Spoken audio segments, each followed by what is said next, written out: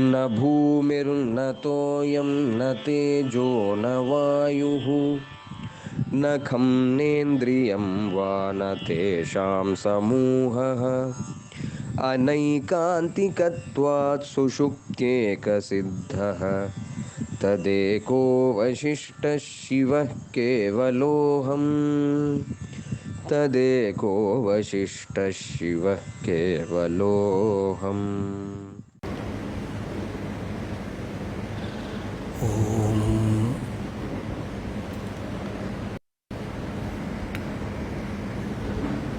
नमः परमर्षिभ्यो नमः परमर्षिभ्यः। हरि ओम।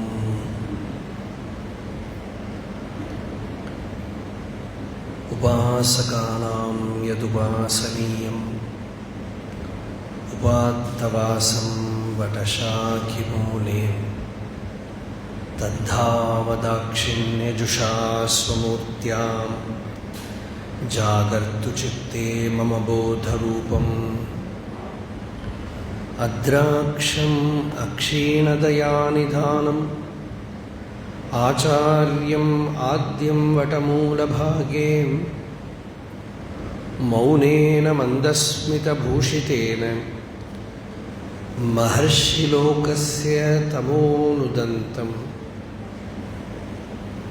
विद्राविताशेषतमोगणेन मुद्राविशेषेण मुहुर्मुनीनां निरस्यमायां दयया विधत्ते देवो वहान् तत्त्वमसीति बोधम् ममाद्यदेवो वटमूलवासी कृपाविशेषात् कृतसन्निधानः ओंकाररूपाम् उपदिश्य विद्याम् आविद्यगध्वान्तमपाकरोतु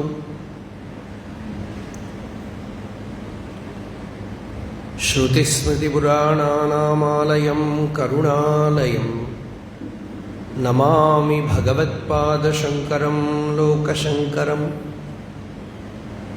श्रुत्यर्थगोचरं वन्दे वाच्यार्थानामगोचरम्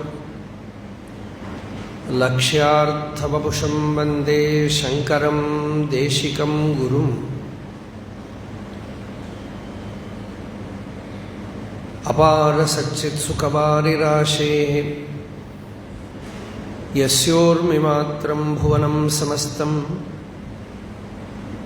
गुहाहितं तं रमणं गभीरं चिन्ताविहीनं हृदि चिन्तयामि।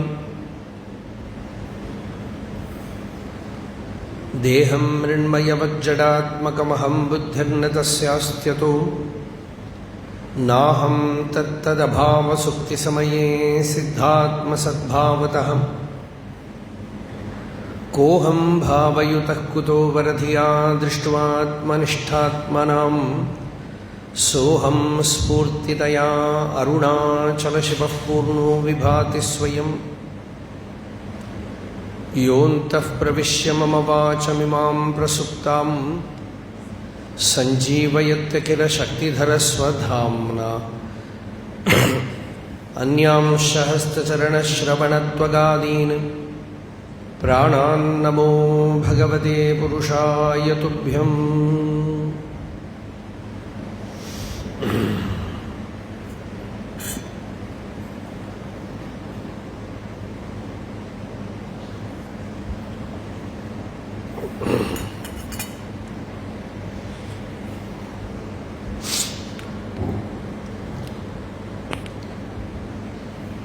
ശ്രീ ശങ്കര ഭഗവത്പാദർ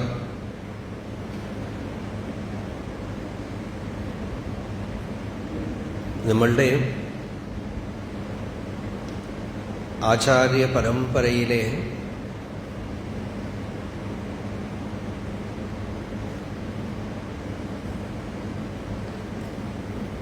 ആദ്യ ഗുരുവാണ്.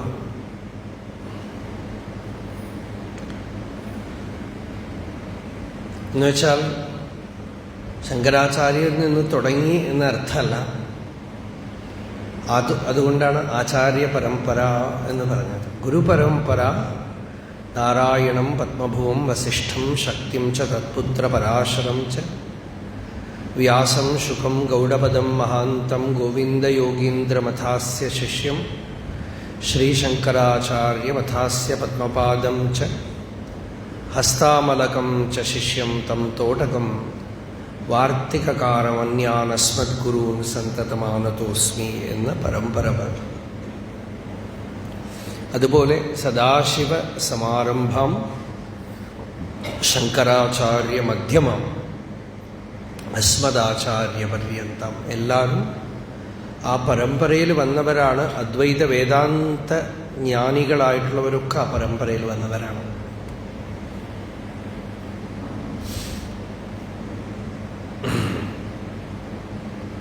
ഭഗവാൻ രമണ മഹർഷിയും ആ പരമ്പരയിൽ തന്നെ വന്നതാണ്.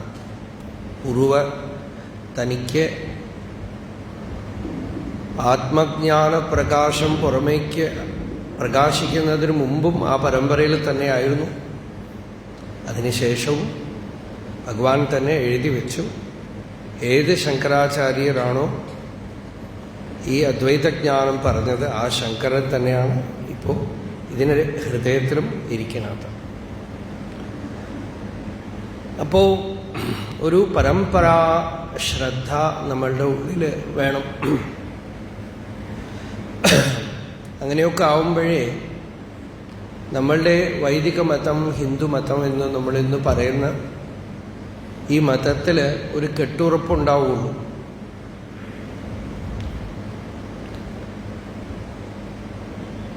ഹിന്ദുക്കളാണ് ഏറ്റവും അധികം വിക്ഷിപ്തരായിട്ടിരിക്കുന്നത്. കാരണം നമുക്കൊരുപാട് സ്വാതന്ത്ര്യമുണ്ട്.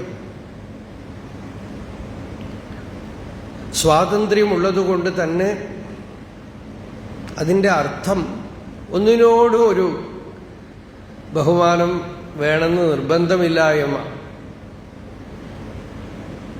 അങ്ങനെയും ആവാം. അങ്ങനെ ആവരുത്. നമുക്കൊരു പരമ്പരാഭക്തി വേണം. പ്രത്യേകിച്ച് കേരളത്തിൽ മറ്റ് സമ്പ്രദായങ്ങളൊന്നും ഇവിടെ ഇല്ല. ഇവിടെ ശങ്കര സമ്പ്രദായമേ ഉള്ളൂ. എല്ലാറ്റിനു പുറകിലും ശങ്കര ഭഗവത്പാദരുടെ സ്വാധീനമാണ് ഇവിടെ ഉള്ളത്. നമുക്ക്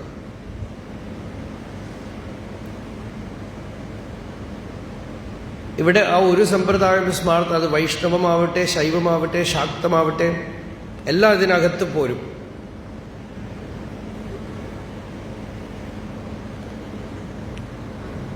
അപ്പൊ അങ്ങനെ ഒരു പരമ്പരയിലാണ് നമ്മൾ ഈ കേരളത്തിൽ വന്നിരിക്കുന്നത്. ലോകത്തിൽ മുഴുവൻ അഭിമാനിക്കാൻ കേരളത്തിന് ഏറ്റവും ഉച്ചത്തിൽ വിളിച്ചു പറയാനുള്ളത് ഒരു സംശയവുമില്ല, ശങ്കരാചാര്യർ തന്നെയാണ്.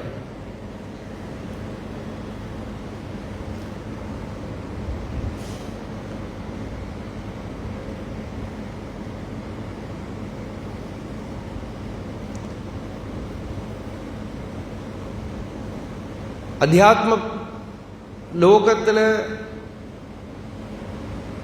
സമ്രാട്ടായിട്ട് പ്രകാശിക്കുന്ന ആചാര്യ ഭഗവത്പാദര് ഭാരതത്തില് കാശ്മീർ മുതൽ കന്യാകുമാരി വരെ എവിടെ പോയാലും ശങ്കരാചാര്യരുടെ ഇൻഫ്ലുവൻസാണ്. ഹിമാലയത്തിൽ പോയാലും ശങ്കരന്റെ ഇൻഫ്ലുവൻസാണ്.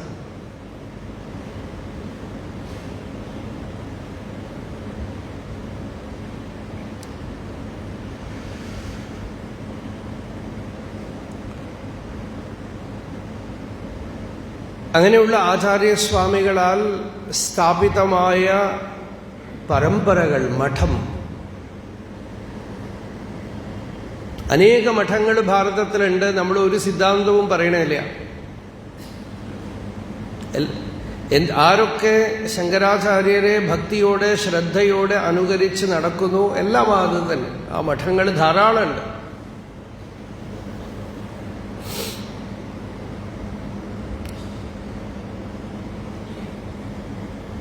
കേരളത്തില് ഉള്ള പത്മപാദാചാര്യർ മുതലായ ശിഷ്യന്മാരൊക്കെ സ്ഥാപിച്ചത് എന്ന് പറയപ്പെടുന്നതാണ് നമ്മളുടെ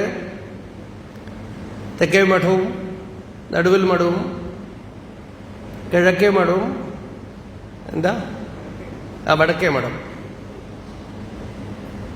ഇതൊക്കെ 4 ശിഷ്യന്മാരാൽ അഥവാ 4 ശിഷ്യന്മാരുടെ പേരിൽ സ്ഥാപിക്കപ്പെട്ടതാണ്. എന്തൊക്കെ തന്നെ പരമ്പരയാണെങ്കിലും അത് നിലനിന്നു പോകുന്നതും അതിന് ഒരു വൈഭവം ഉണ്ടാവുന്നതും അതിനെ അനുകരിച്ച് നടക്കുന്ന ആളുകൾക്ക് അതിനോടുള്ള ഭക്തിയിൽ നിന്നാണ്. എത്ര കണ്ട് അതിനോട് ഭക്തിയുണ്ടോ ശ്രദ്ധയുണ്ടോ അത്ര കണ്ട് ഇത് എല്ലാവർക്കും എന്തായാലും ഞാൻ എൻ്റെ എന്നുള്ളതുണ്ട്. അപ്പം ആ ഞാൻ എൻ്റെ എന്നുള്ളത് ഒരു നല്ല കാര്യത്തിലേക്ക് തിരിഞ്ഞു കഴിഞ്ഞാൽ അവിടെ ശ്രദ്ധയും ഭക്തിയൊക്കെ വരുമ്പോൾ ആ പരമ്പരയും ആ സമ്പ്രദായമൊക്കെ ഭംഗിയായിട്ട് നിൽക്കും.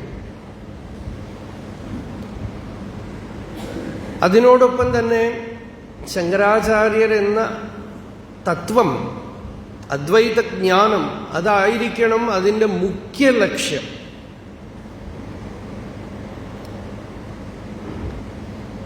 യതിധർമ്മവും ജ്ഞാനവും ശങ്കരാചാര്യർ എന്തു പറഞ്ഞിട്ടുണ്ടോ അതായിരിക്കണം ലക്ഷ്യം.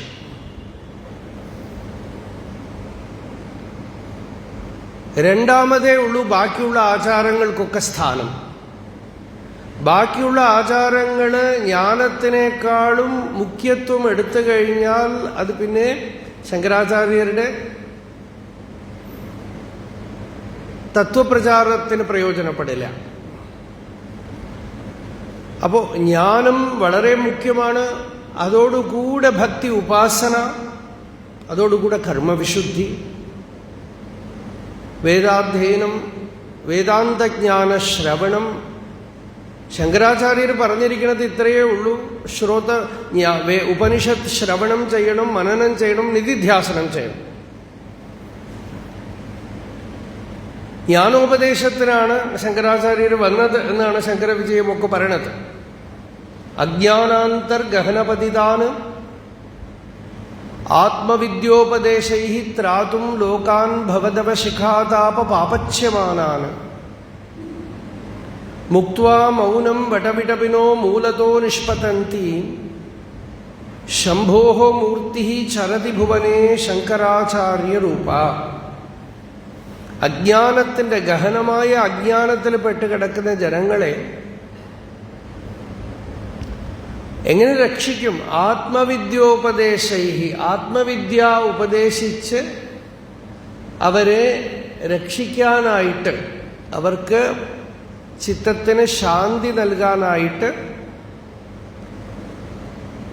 മുക്ത്വാ മൗനം, ദക്ഷിണാമൂർത്തി തന്റെ മൗനം മാറ്റിവെച്ചിട്ട് ഉപദേശിക്കാനായി ശങ്കരാചാര്യരായിട്ട് വന്നു, നിത്യനിരന്തരം പ്രകാശിച്ചുകൊണ്ടിരിക്കുന്നു എന്നാണ് ശങ്കരവിജയത്തിലെ ശ്ലോകം. അങ്ങനെ ശങ്കരാചാര്യർ ഭാരതദേശത്തിൽ എത്ര വർഷം മുമ്പ് വന്നു ആർക്കും അറിയില്ല. അതൊക്കെ ഓരോരോ ഗണനയാണ്.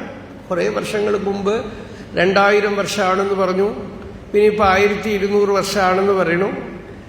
ഇതൊക്കെ തന്നെ പഴയ കാലത്ത് ഉണ്ടായിരുന്ന പല ആളുകളുടെയും കാലനിർണയം ചെയ്തിട്ട് ഇയാളെക്കുറിച്ച് ശങ്കരാചാര്യർ പറഞ്ഞിട്ടുണ്ടെങ്കിൽ ഇയാൾക്ക് ശേഷമാണ്. ഇങ്ങനെയാണ് നമ്മൾ കാലനിർണയം ചെയ്യുക. ഇനിയിപ്പോൾ അയാളുടെ കാലം മാറിപ്പോയി കഴിഞ്ഞാൽ ഈ കാലവും മാറും. അതുകൊണ്ട് നമുക്ക് ഈ കാലം ഒന്നും മുഖ്യമേ അല്ല, ഏത് കാലം ഏത് സമയമൊന്നുമല്ല. ആ ഉപദേശം, ടീച്ചിങ്, അതാണ് നമുക്ക് മുഖ്യം. എന്താണ് വാസ്തവത്തിൽ പറഞ്ഞിരിക്കുന്നത് അതാണ് മുഖ്യം. അല്ലാതെ ശങ്കരാചാര്യരെ കുറിച്ച് അറിയണമെങ്കിൽ ശങ്കരാചാര്യരുടെ കൃതികളിലേക്ക് നേരിട്ട് ഇറങ്ങണം. ശങ്കരാചാര്യരെ കുറിച്ച് കേരളത്തിലുള്ള അല്ലെങ്കിൽ തമിഴ്നാട്ടിലുള്ള അല്ലെങ്കിൽ വേറെ എവിടെയെങ്കിലുമൊക്കെ ഉള്ള ആരെങ്കിലുമൊക്കെ അവർക്ക് ഭാവനയിൽ തോന്നിയത് എഴുതിയത് പാടില്ല. കൃതികൾ വേണം നമുക്ക്. ശങ്കരാചാര്യരുടെ എന്തൊക്കെ കൃതികൾ എഴുതിയിട്ടില്ല. സ്തോത്രകൃതി, പ്രകരണ ഗ്രന്ഥങ്ങള്, ഉപനിഷത് ഭാഷ്യം, സൂത്രഭാഷ്യം, ഗീതാഭാഷ്യം, ഇങ്ങനെ അനേകം നമുക്ക് കിട്ടിയിട്ടുണ്ട്. ഡയറക്റ്റായിട്ട് നമ്മളെ കൊണ്ട് ഏത് സാധിക്കുമോ അതിൻ്റെ ഉള്ളിലേക്ക് ഇറങ്ങിച്ചെല്ലണം. ആ വിദ്യയെ നമ്മൾ സ്വാംശീകരിക്കണം.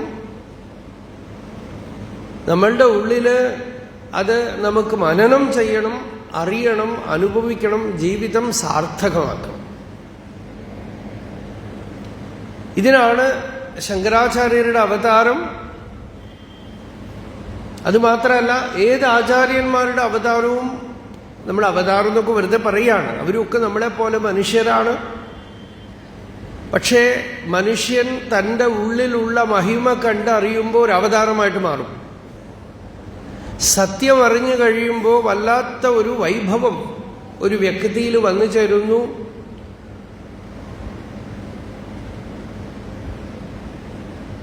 നമുക്ക് വേണ്ടതായ ആ തൃപ്തി, ആനന്ദം, ശാന്തി അത് ഒരു വ്യക്തി കണ്ടെത്തി കഴിയുമ്പോൾ അയാളെ കാണുമ്പോൾ ഇത് മനുഷ്യനല്ല എന്ന് തോന്നും. ഭഗവാൻ രമണ മഹർഷിയെ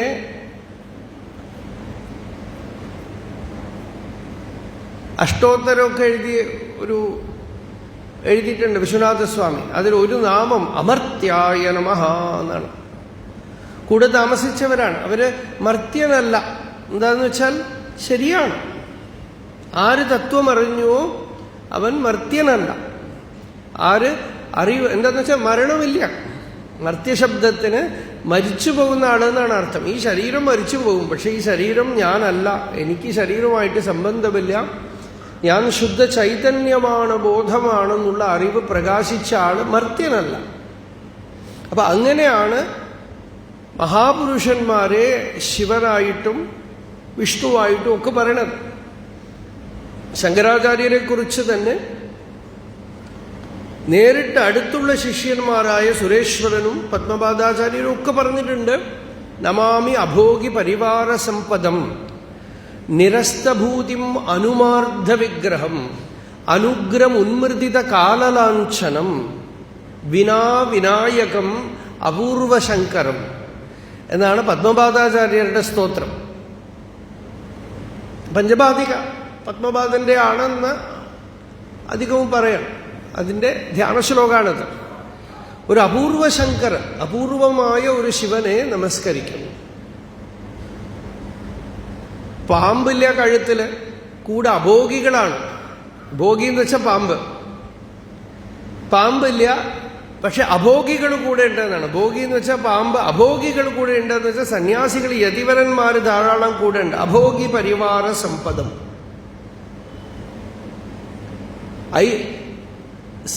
ഐശ്വര്യ അഷ്ടസിദ്ധികളൊന്നുമില്ല, പുറത്ത് കാണുന്നില്ല, അഥവാ ഈശ്വരത്വം പുറത്തേക്ക് പ്രകാശിപ്പിക്കണില്ല. നിരസ്തഭൂതി, സമ്പദ് സമൃദ്ധികളൊന്നുമില്ല. എന്നുവെച്ചാൽ ഭസ്മം, അപ്പൊ വിഭൂതി ധാരണ ഉണ്ട്. അനുമാർദ്ധ വിഗ്രഹം, ഉപമിക്കാൻ കഴിയാത്തൊരു വിഗ്രഹമാണ്. ഉമാർദ്ധ വിഗ്രഹമല്ല. ഉമയുടെ അർദ്ധശരീരിണിയായി ഉമാദേവി ഇല്ല. അനുമാർദ്ധ വിഗ്രഹം അനുഗ്രം. രുദ്രൻ ഉഗ്രനാണ്, ഇവിടെ അനുഗ്രം ശാന്തനാണ്. അനുഗ്രം ഉന്മൃതിത കാലലാഞ്ചനം. ശിവന് കാലലാഞ്ചനുണ്ട്. ഇവിടെ കാലലാഞ്ചനമില്ല എന്ന് വെച്ചാൽ എന്താ? കാലം ഇല്ല, ദേശകാലങ്ങളെ കടന്ന് ജ്ഞാനനിഷ്ഠ. വിനാവിനായകം, വിനായകം എന്ന് വെച്ചാൽ ശത്രു എന്നൊരർത്ഥം. ഇവിടെ വിനാവിനായകം, ഒരു ശത്രുവോ തനിക്കെതിരായിട്ടോ ആരുമില്ല. അങ്ങനെയുള്ള അപൂർവ ശങ്കരം, ഒരു അപൂർവ ശിവനെ ഞങ്ങൾ കണ്ടു എന്നാണ് സുരേശ്വരാചാര്യരും വാർത്തികത്തിൽ പറയുന്നുണ്ട്. ആ പാദത്തിലിരുന്ന് ഞങ്ങൾ പഠിച്ചു. അങ്ങനെയാണ് നമുക്ക് പ്രമാണം. അവരൊക്കെയാണ് കൂടെ ഇരുന്ന് വാക്യമായി പറഞ്ഞത്. ഭവയേവ ഭവാനിതി മേ നിതരാം സമജായത ചേതസി കൗതുകിതാ മമ വാരയ മോഹ മഹാജലധിം ഭവശങ്കരദേശികമേ ശരണം.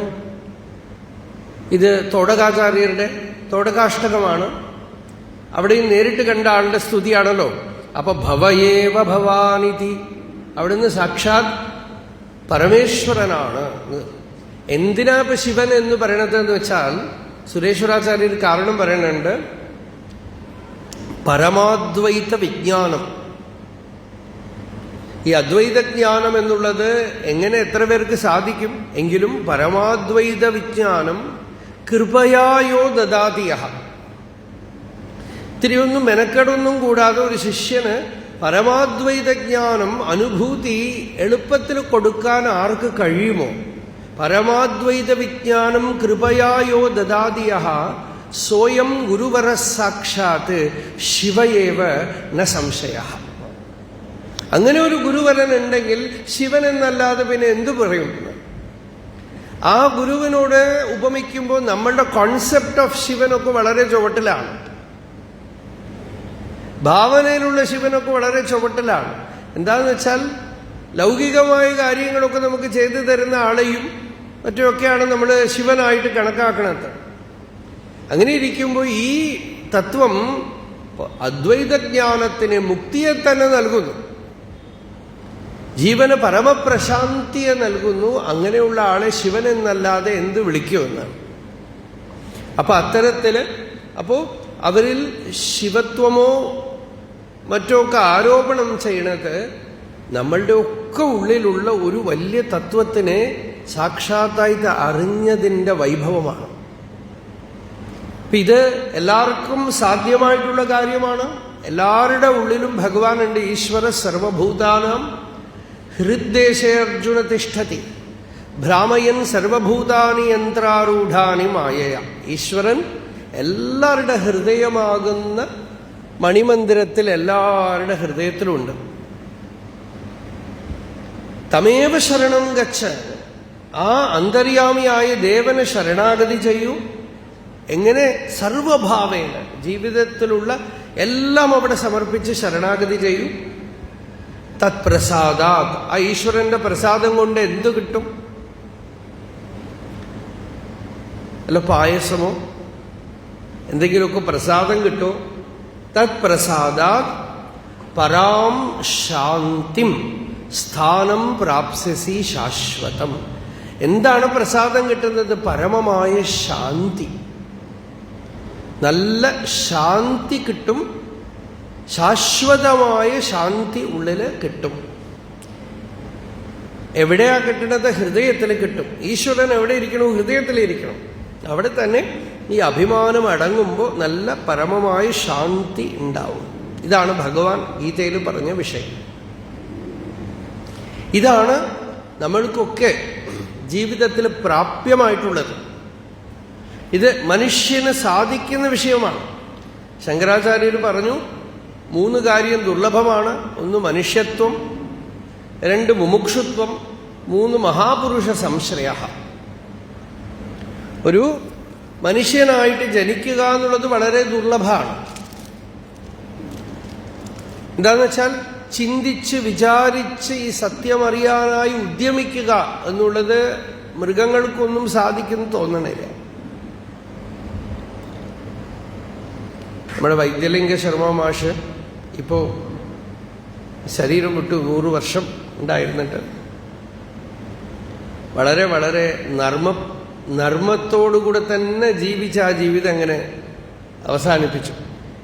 അപ്പം അദ്ദേഹം പറയും, ഗുരുവായൂർ പത്മനാഭനുകൂടെ അങ്ങനെ ഒരു വിചാരം ഉണ്ടോ എന്നുള്ളത് സംശയമാണ്. മുടക്കാതെ പട്ട കിട്ടണം,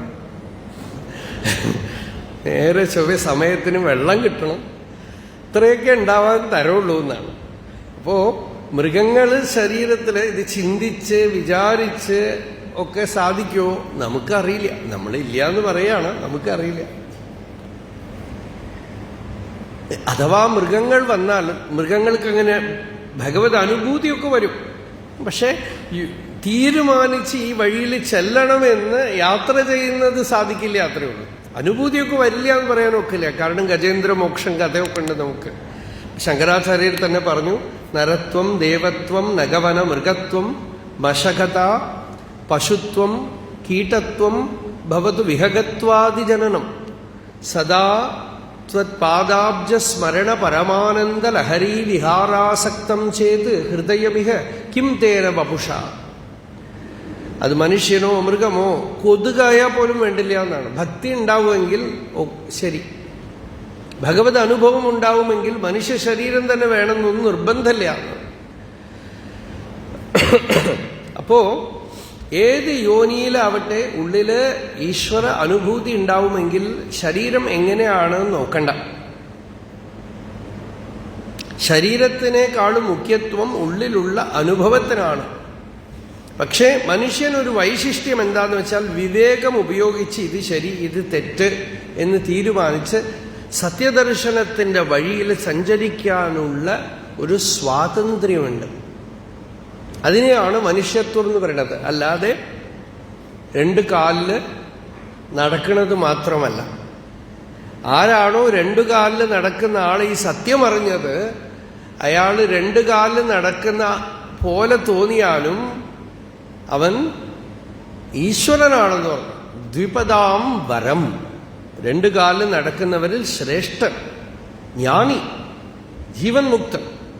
അപ്പോ മനുഷ്യൻ എന്ന് പറയുമ്പോൾ, മനുഷ്യത്വം എന്ന് പറയുമ്പോൾ ഈ വിവേകമാണ്. രണ്ടാമത് മുമുക്ഷുത്വം.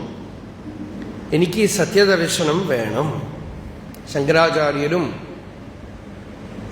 മറ്റെത്രയോ മഹാത്മാക്കളൊക്കെ പറഞ്ഞിട്ടുണ്ടല്ലോ, ആ ആത്മജ്ഞാനം എനിക്ക് വേണം, എനിക്ക് ഭഗവത് സാക്ഷാത്കാരം ഉണ്ടാവണം, ഭക്തി വേണം, അധ്യാത്മസാധന വേണം. ഇതിനു വേണ്ടി സദ്ഗ്രന്ഥങ്ങളൊക്കെ പഠിക്കുകയും തന്നെ കൊണ്ടാവുന്ന വിധത്തിൽ അധ്യാത്മസാധന അനുഷ്ഠിക്കുകയും അധ്യാത്മജ്ഞാന നിത്യത്വം, ഇതാണ് ഭഗവാൻ ഗീതയിൽ പറഞ്ഞൊരു വളരെ മനോഹരമായ വാക്ക്. അധ്യാത്മജ്ഞാനത്തിലുള്ള പരിശ്രമം നിത്യം. എപ്പോഴെങ്കിലുമൊക്കെ ഒരു പുസ്തകം കിട്ടി, അത് വാങ്ങി വായിച്ചു, അങ്ങനെയല്ല. നമ്മുടെ ഓത്തന്റിക്കായിട്ടുള്ള ഗ്രന്ഥങ്ങൾ, ഭഗവത്ഗീത പോലെ, ഉപനിഷത്ത്, ഗീത, ഭഗവത്പാദരുടെ പ്രകരണ ഗ്രന്ഥങ്ങള്, ഭാഗവതാദി ഗ്രന്ഥങ്ങൾ, ഇതൊക്കെ പ്രാമാണിക ഗ്രന്ഥങ്ങളെ പതുക്കെ പതുക്കെ പതുക്കെ അനുശീലനം ചെയ്യുന്നതാണ് അധ്യാത്മജ്ഞാന നിത്യത്വം. എന്നെങ്കിലും ഒരു ദിവസം ഒരു പുസ്തകം അങ്ങാടിയിൽ വാങ്ങി പഠിച്ചിട്ട് നന്നായിട്ടുണ്ട് എന്ന് പറയണത് കൊണ്ട് അതൊരു അധ്യാത്മജ്ഞാന നിത്യത്വമല്ല. ചിലർക്കും അങ്ങനെയൊക്കെ ഉണ്ടാവും. ചിലപ്പോൾ ഒരു പുസ്തകം എവിടെന്നെങ്കിലും റെയിൽവേ സ്റ്റേഷനിൽ വാങ്ങിച്ചു, ജീവിതമേ മാറിപ്പോയി എന്നൊക്കെ പറയണവരുണ്ട്. അതൊരു ഈശ്വരകൃപ വരുന്ന വഴിയാണ്. പക്ഷെ സാധന എന്ന് പറയുമ്പോൾ ദിവ്യഗ്രന്ഥങ്ങളെ നിത്യസ്വാധ്യായത്തിൽ വയ്ക്കുക ഒരു തപസ്സാണ്. എല്ലാവർക്കും ചെയ്യാവുന്ന കാര്യങ്ങളാണ്. നിത്യസ്വാധ്യായം, പ്രതിദിന സ്വാധ്യായം. ഇപ്പോ സന്യാസികൾക്കാണെങ്കിൽ പോലും ശങ്കരഭാഷ്യം പ്രതിദിന സ്വാധ്യായം. സന്യാസികൾക്ക് രണ്ട് കാര്യമേ ഉള്ളൂ. ഒന്ന് പ്രണവനിഷ്ഠ, രണ്ട് വേദാന്ത വിചാരം. മൂന്നാമതൊരു കാര്യം സന്യാസിക്കില്ല. സന്യാസം എന്ന് പറയുമ്പോൾ തന്നെ കർമ്മങ്ങളൊക്കെ വിട്ടു. അപ്പൊ പക്ഷെ സമയമുണ്ടല്ലോ, എന്ത് ചെയ്യും? നിത്യസ്വാധ്യായം, പ്രണവനിഷ്ഠ, ഈ രണ്ട് കാര്യമേ ഉള്ളൂ. മൂന്നാമതൊന്നും അദ്വൈത സമ്പ്രദായത്തിൽ ഇല്ല. വേദാന്ത ശ്രവണം ചെയ്യണം, ഒന്നാമത്തെ ജോലി അതാണ്. രണ്ടാമത്തത് പ്രണവനിഷ്ഠ, ഈ രണ്ട് കാര്യമേ ഉള്ളൂ. വേദാന്ത ശ്രവണം, അതോടുകൂടെ സ്വാധ്യായം എന്താ? ഗീതാഭാഷ്യം, ഉപനിഷത് ഭാഷ്യം, സൂത്രഭാഷ്യം, ശങ്കരാചാര്യരുടെ പ്രകരണ ഗ്രന്ഥങ്ങൾ, ഇതൊക്കെ നിത്യസ്വാധ്യായത്തിൽ വയ്ക്കുക. ഒന്ന്.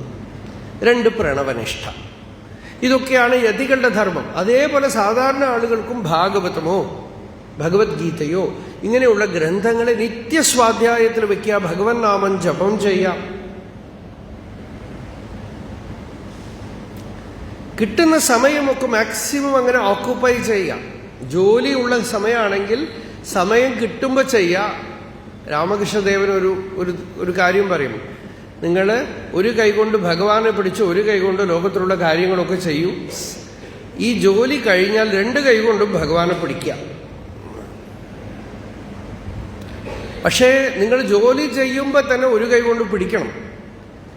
അതിൻ്റെ സുഖം കിട്ടിക്കഴിയുമ്പോൾ എപ്പോഴാ റിട്ടയർമെൻ്റ് ആവുക എന്ന് വിചാരിക്കും. എപ്പം നമ്മളിത് നോക്കി വിഡ്രോ ചെയ്തിട്ട് കിട്ടുന്ന സമയമൊക്കെ ഈ നല്ല സ്വാധ്യായവും ജപവും ഒക്കെ ആയിട്ട് ആനന്ദമായിട്ട് ഇരിക്കും എന്നൊരു സ്വപ്നം കാണാൻ തുടങ്ങും. അപ്പോൾ റിട്ടയർമെൻ്റൊക്കെ വളരെ മധുരമാവും, വളരെ സ്വീറ്റാവും. അല്ലെങ്കിൽ ഉണ്ടല്ലോ, ഈ റിട്ടയർ ചെയ്യണമെന്ന് പറഞ്ഞാൽ തന്നെ ഭർത്താവ് റിട്ടയർ ചെയ്യണമെന്ന് വെച്ചാൽ ഭാര്യയ്ക്ക് പേടി, ഭാര്യ റിട്ടയർ ചെയ്യണമെന്ന് വെച്ചാൽ ഭർത്താവിന് പേടി. എന്താണെന്ന് വെച്ചാൽ അത് കഴിഞ്ഞിട്ടാണ് തുടങ്ങുക പടയെടുപ്പ്.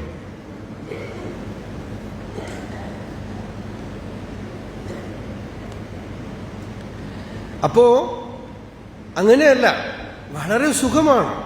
നല്ല ഭഗവത്നിഷ്ഠ അഭ്യസിച്ച ആളുകളുണ്ടല്ലോ, അവരുടെ പേരക്കുട്ടികൾ ഞാൻ ഒരുപാട് കുടുംബത്തിൽ കണ്ടിട്ടുണ്ട്. മുത്തശ്ശനും മുത്തശ്ശിയൊക്കെ അവർ ഭാഗവതം വായിച്ച് ജപം ചെയ്ത് കുട്ടികൾക്ക് കഥയൊക്കെ പറഞ്ഞു കൊടുത്തിരുന്ന ആ കുട്ടികൾ, ഞങ്ങളുടെ ആശ്രമത്തിലൊരു കുട്ടി, പാഠശാല കുട്ടികളാണ്, നല്ല സുന്ദരനായൊരു കൊച്ചുകുട്ടി. അപ്പോൾ അവരൊക്കെ കുട്ടികളെയൊക്കെ വെച്ച് ഞാൻ വൈകുന്നേരം ഇവർക്ക് കഥയൊക്കെ പറഞ്ഞു കൊടുത്ത് വലിയ കാര്യങ്ങളൊക്കെ ആയിട്ട് കൂടിയിരിക്കും. അപ്പോൾ അവരോട് ഒരു ദിവസം യോഗസൂത്രത്തിലെ ഒരു സൂത്രം, സത്യത്തിലെ സത്യപ്രതിഷ്ഠായാം ക്രിയാഫലാശ്രയത്വം എന്നൊരു സൂത്രമുണ്ട്. അപ്പൊ സത്യം ഒരു 12 വർഷം വിടാതെ സത്യം മാത്രമേ പറയുള്ളൂ എങ്കിൽ ഇയാൾ പറയണതൊക്കെ സത്യമാവും പിന്നീട് എന്ന് ഒരു സൂത്രാർത്ഥം. ഇതിങ്ങനെ പറയുമ്പോൾ ഈ കുട്ടികളിങ്ങനെ കേട്ടോണ്ടിരിക്കണം. നമ്മൾ വിചാരിക്കണു കുട്ടികള് വലിയ ആളുകൾക്കാണ് ഒന്നിന് സീരിയസ്നെസ് ഉണ്ടാവില്ല. ഈ കുട്ടി, ചെറിയ കുട്ടി, ഇത് കഴിഞ്ഞിട്ട് ചോദിക്കുക, ഞാൻ എൻ്റെ മുത്തശ്ശൻ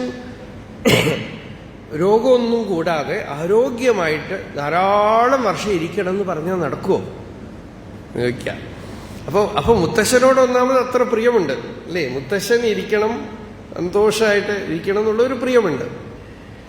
അങ്ങനെയാണെങ്കിൽ അടുത്ത 1-ാം തീയതി മുതൽ സത്യം പറയാം. എൻ്റെ ഇടയിലൊരു ഗ്യാപ്പൊക്കെ ഉണ്ട്. അപ്പോ അപ്പോ നോക്കൂ, കുട്ടികൾക്ക് അപ്പോൾ മുത്തശ്ശനും മുത്തശ്ശിയും ഒക്കെ ഇങ്ങനെ നല്ല, അവരെ ആരും ഉപദ്രവിക്കാതിരിക്കുകയാണെങ്കിൽ വീട്ടുകാർക്കൊക്കെ സന്തോഷമാണ്. അല്ലെങ്കിൽ ഇവരിങ്ങനെ നിത്യം ഓരോന്നിങ്ങനെ പുറുപുറെന്ന് പറയണത് കൊണ്ടാണ് ഓൾഡ് ഏജ് ഹോം ഇങ്ങനെ അധികമായിക്കൊണ്ടേ വരണത്. മക്കളൊക്കെ ആരുടെ മക്കളെ ചോദിച്ചാൽ അമേരിക്കയിലാണ്, വരില്ല. എങ്ങനെ വരും അല്ലേ? അങ്ങനെയാണ്, പറന്നു പോവാണ് എല്ലാവരും. അപ്പോ ഇനിയിപ്പോ അവിടെ പോയാലും എവിടെ പോയാലും സന്തോഷമായിട്ടിരിക്കാം. ചിലർ നിവൃത്തിയില്ലാതെ അമേരിക്കയിലൊക്കെ പോയി ഇരിക്കേണ്ടി വരും. അപ്പോൾ വളരെ വിഷമാണ്. എന്താന്ന് വെച്ചാൽ അവിടെ ഒന്നും പുറത്തു പോകാനില്ല, അമ്പലങ്ങളിൽ പോകാൻ പറ്റില്ല, അവിടെ പോകാൻ. നിങ്ങൾക്കൊരു മുറിയുടെ ഉള്ളിൽ നിങ്ങൾക്ക് ജീവിക്കാം സുഖമായിട്ട്, ഭാഗവതം വായിച്ചുകൊണ്ടും ഗീത വായിച്ചുകൊണ്ടും ജപം ചെയ്തുകൊണ്ടും ധ്യാനം ചെയ്തുകൊണ്ടും ഒരു മുറിയുടെ ഉള്ളിൽ നിങ്ങളുടെ ലോകം കഴിയും. അത്ര ചമത്കാരമുണ്ട് ഈ അധ്യാത്മ ജീവിതത്തിൽ. നിങ്ങളങ്ങനെ സാധിച്ചെടുക്കാൻ പറ്റുമെങ്കിൽ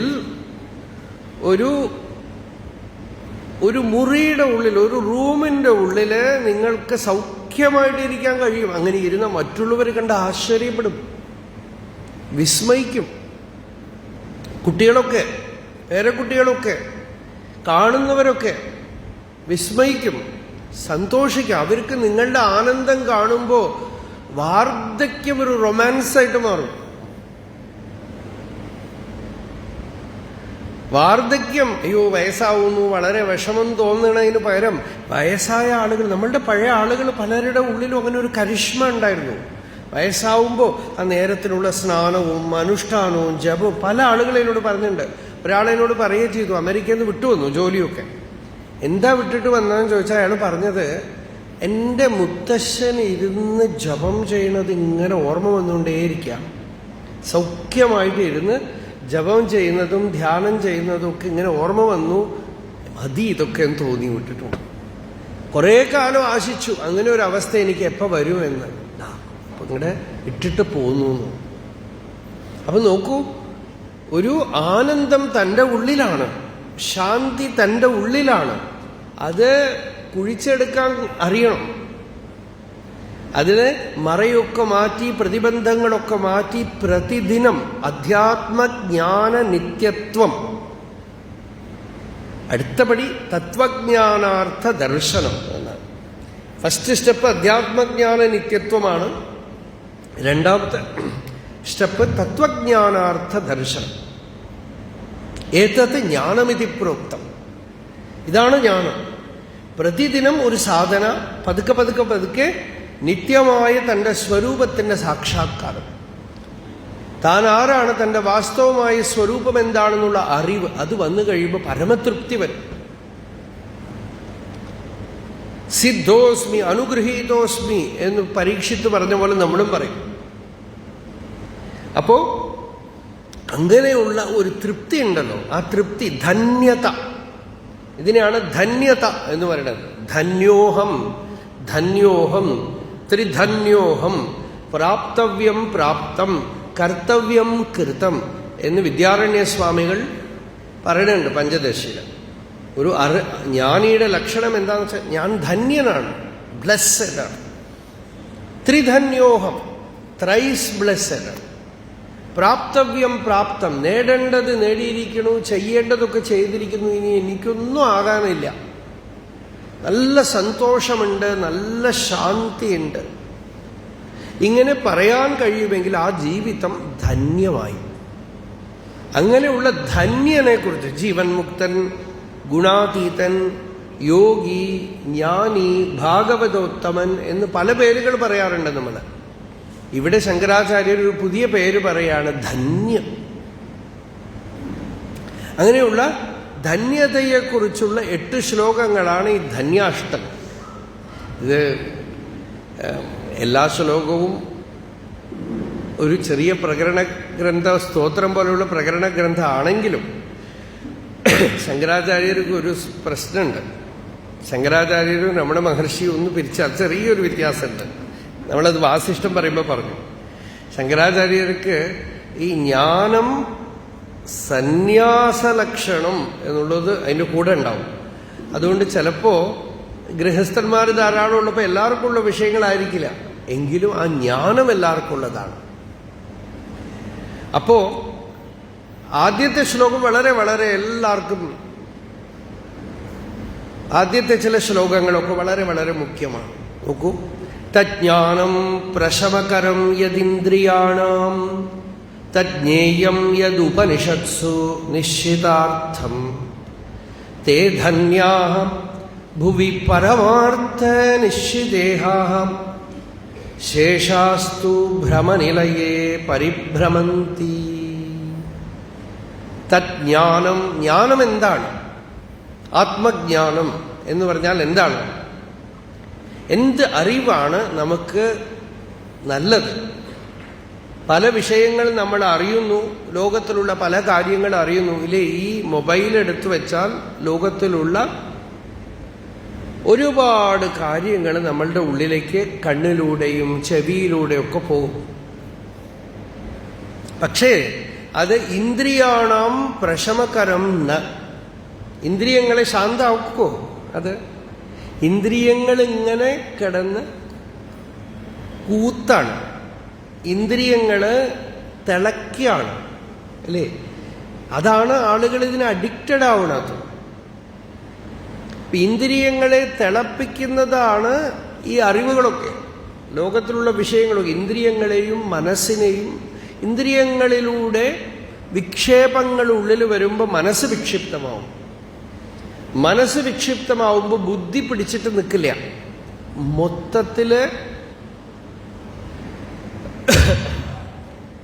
രാവിലെ 8-9 മണിക്ക് സിറ്റി ട്രാഫിക്കിൽ പെട്ട പോലെയാണ് നമ്മളുടെ ഉള്ളിൽ. പലവിധ വിചാരങ്ങൾ, പലവിധ ചിത്തവൃത്തികൾ, പലവിധ വിക്ഷേപങ്ങൾ. സത്സംഗത്തിൽ വന്നിരുന്നാലോ ഉറങ്ങിയും പോകും. എന്താന്ന് വെച്ചാൽ ഒരുപാട് ചിന്തിക്കുന്ന മനസ്സ് ചിന്തിക്കാനുള്ള അവകാശമില്ലാത്ത ഒരു സ്ഥലത്തിലേക്ക് വന്നു കഴിഞ്ഞാൽ അതിന് ഒറ്റ ഡോറേ അറിയുള്ളൂ, ഉറക്കം. ഒന്നിൽ ചിന്തിക്കും, അല്ലെങ്കിൽ ലയിക്കും. ഈ രണ്ട് കാര്യം, ഇത് രണ്ടും ദോഷമാണെന്നാണ്. നിദ്രയും ചിത്തവൃത്തിയും രണ്ട് മനസ്സിന്റെ രണ്ട് സ്വഭാവങ്ങളാണ്. അതുകൊണ്ടാണ് പല ആളുകളും ജപത്തിനിരുന്ന് ഉറങ്ങിപ്പോകും. രാത്രി നല്ല ഉറങ്ങാൻ വഴി തന്നെ ജപിക്കലാണ്. ഇത്തിരി ജപം ചെയ്താൽ മതി, ഉറങ്ങിപ്പോകും. അപ്പോ ചിത്തവൃത്തികള്, നമ്മൾക്കുള്ളിൽ വരുന്ന അറിവ് നമ്മുടെ ഇന്ദ്രിയങ്ങളെ പ്രശാന്തമാക്കുന്നതായിരിക്കണം. ഇന്നിപ്പോ രാവിലെ വടക്കനാഥനെ ദർശിച്ചിട്ട് വരണം. എന്തു മനോഹരം ആ സന്നിധിയും ചുറ്റും ഉള്ള മരങ്ങളും കാടും വലിയ വലിയ ആലും വടവൃക്ഷങ്ങളും. ഇതൊക്കെ കാണുമ്പോൾ ഇന്ദ്രിയങ്ങൾ ശാന്തമാവും. ഇതൊരു പൊളിറ്റിക്കൽ മീറ്റിംഗ് കണ്ടാൽ, ഒരു രാഷ്ട്രീയക്കാരുടെ മീറ്റിങ്ങിൽ പോയിരുന്ന ശാന്തമാവും, പ്രശമമാവും. ഇന്നത്തെ നമ്മൾ ഈ ന്യൂസ്, ആവശ്യമില്ലാത്ത ന്യൂസ് നോക്കൂ. ഇവിടെ രാഷ്ട്രീയം ഇങ്ങനെ സംഭവിച്ചു, തമിഴ്നാട്ടിൽ രാഷ്ട്രീയം അങ്ങനെ സംഭവിച്ചു, ഇങ്ങനെ എല്ലാ സ്ഥലത്തും വരുന്നുണ്ട്. ഇത് ഒന്ന് ആലോചിച്ച് നോക്കിയാൽ എല്ലാ കാലത്തും ഇതുണ്ട്. അപ്പം നമ്മൾ എപ്പോഴാ ഫ്രീ ആവുക? നിങ്ങൾ പഴയ കാലം എടുത്ത് ചിന്തിച്ചു നോക്കൂ, അപ്പോഴും ഉണ്ട്.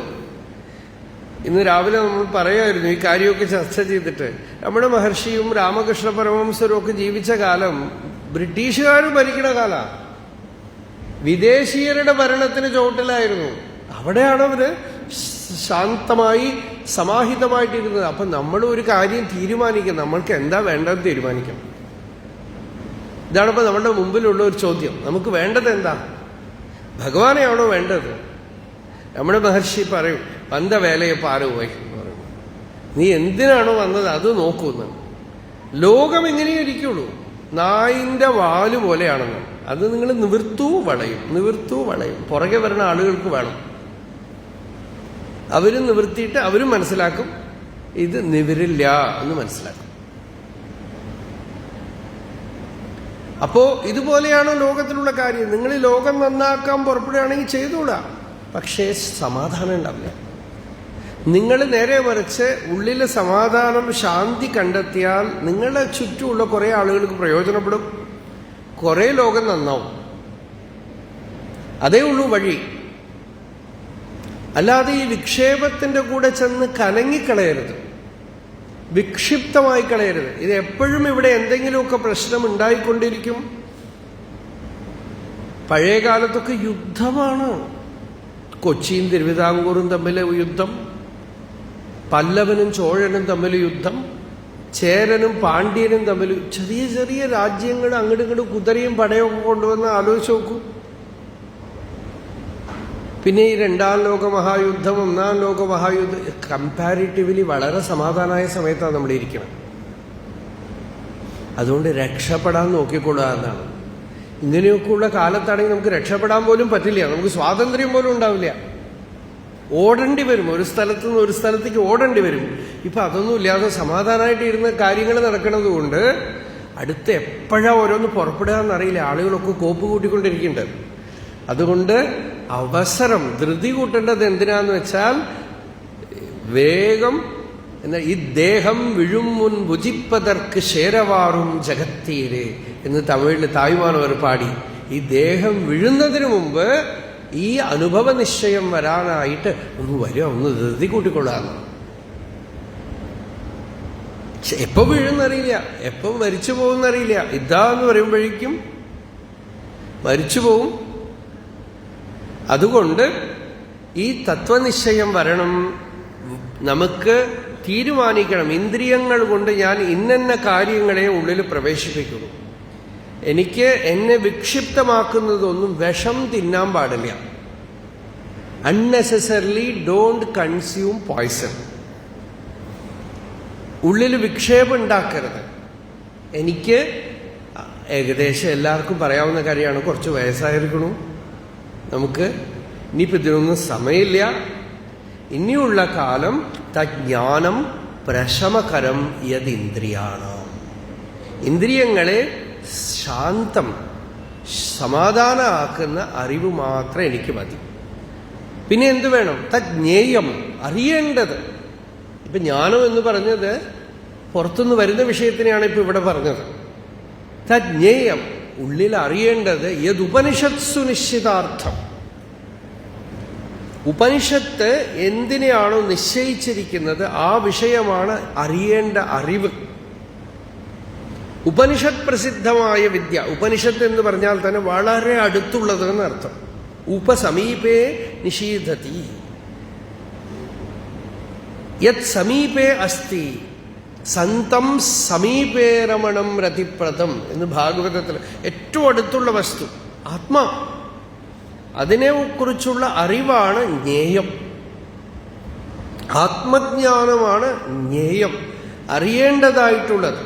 ബാക്കി ആളുകൾക്കൊക്കെ ഒരുപാടുണ്ട്. അപ്പൊ ഭാഗവതം തുടങ്ങുമ്പോൾ തന്നെ പരീക്ഷിത്ത് ചോദിച്ചു, മരണം മുമ്പിലുണ്ട് ഭഗവാനെ, ഞാൻ എന്ത് ചെയ്യണം? നോക്കൂ, ആ സന്ദർഭം തന്നെ അതിനു വേണ്ടിയിട്ടാണ്. 7ാമത്തെ ദിവസം മരണം, അല്ലേ? ഒരാഴ്ചയിലേ ഉള്ളൂ എല്ലാവർക്കും. പേടിക്കണ്ട,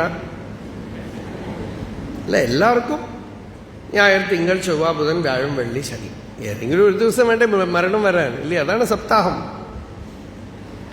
അപ്പോ എപ്പോ വേണമെങ്കിലും വരാം, ഏത് സമയം വേണമെങ്കിലും മരിച്ചു പോവാം. അങ്ങനെ ഇരിക്കുമ്പോ നമുക്ക് നിശ്വാസേന ഹി വിശ്വാസ എന്ന് പറയും. ശ്വാസം പുറത്തു പോയത് അകത്ത് വരുമോ എന്നറിയില്ല. ഏത് സന്ദർഭത്തിലും മരിക്കാം, അല്ലേ? ഭഗവത്ഗീത അതിനേക്കാളും ബുദ്ധിമുട്ടാണ്. കാരണം യുദ്ധഭൂമിയിലാണ് ഉപദേശിക്കുന്നത്. ഇത്തിരി അജാഗ്രതയായാൽ മതി, തല പോവും.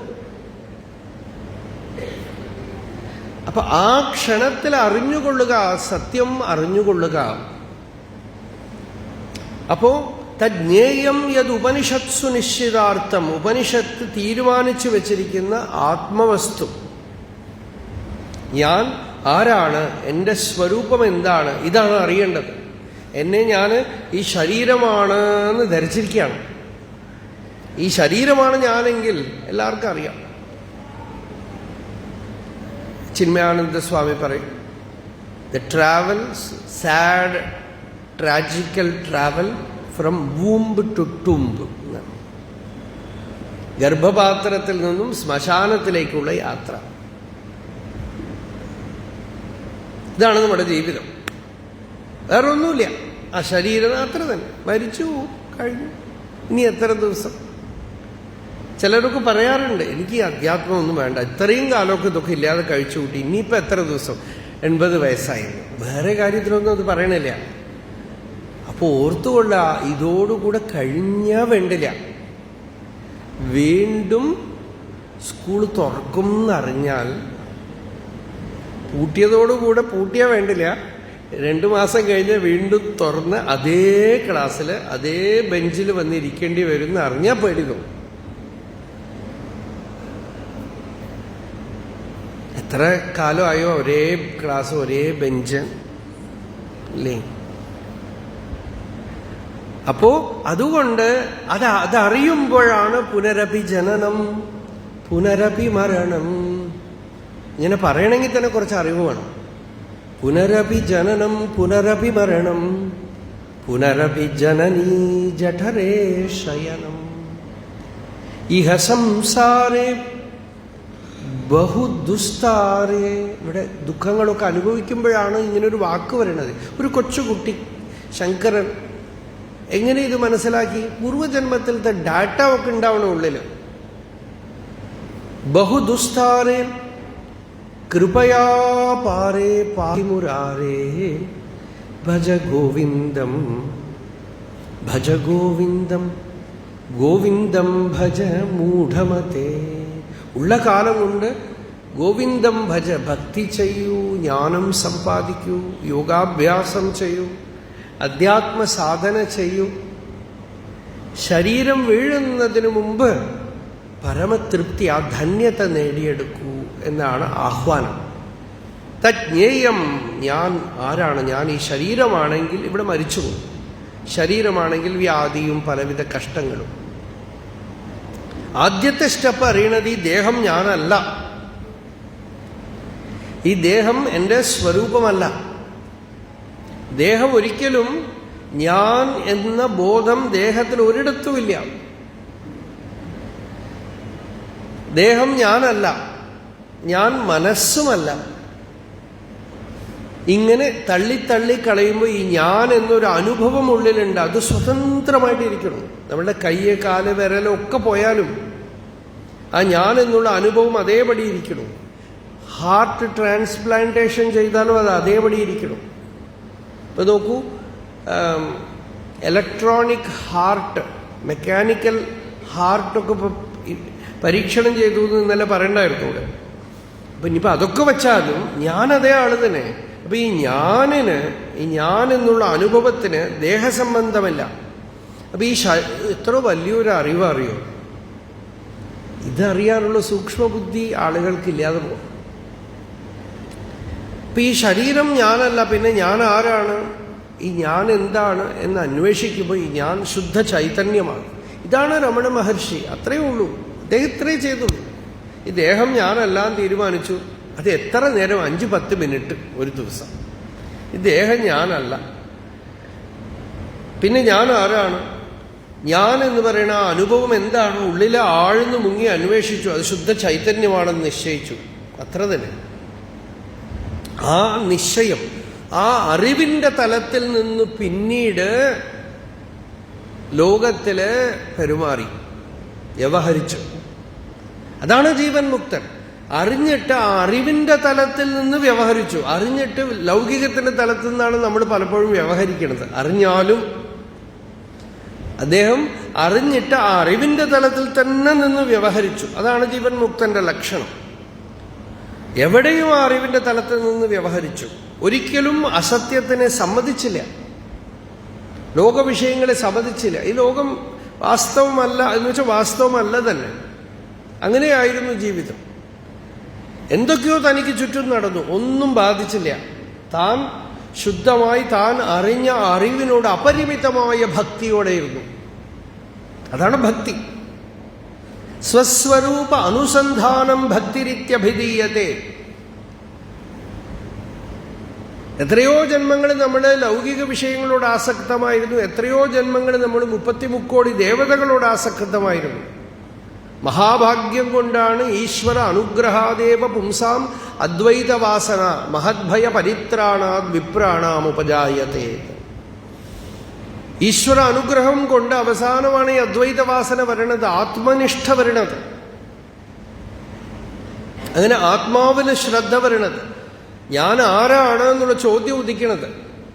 നമ്മളുടെ തന്നെ ഉള്ളിലുള്ള ഈ ഞാൻ എന്നുള്ള അനുഭവത്തിനെ നമ്മൾ തന്നെ ശ്രദ്ധിക്കാൻ തുടങ്ങുന്നതാണ് റിയൽ സ്പിരിച്വൽ ഇനീഷ്യേഷൻ, ദീക്ഷ. ഇങ്ങനെ കേട്ടുകൊണ്ടേയിരിക്കുമ്പോൾ എപ്പോഴെങ്കിലുമൊക്കെ നിങ്ങളുടെ ശ്രദ്ധ ആ വസ്തുവിൽ വീണാൽ നിങ്ങൾ രക്ഷപ്പെട്ടു.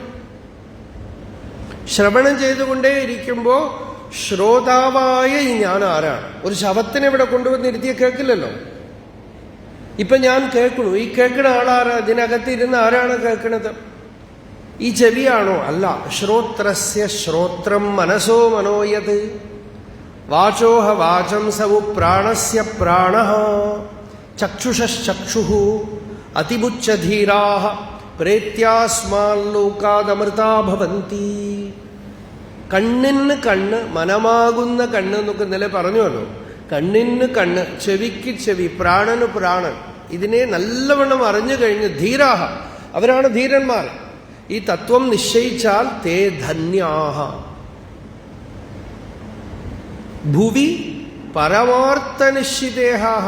മരിച്ചു പോയിട്ട് ഏതെങ്കിലും ബ്രഹ്മലോകത്തിൽ പോയി അറിയണമെന്ന് തീരുമാനിക്കേണ്ട.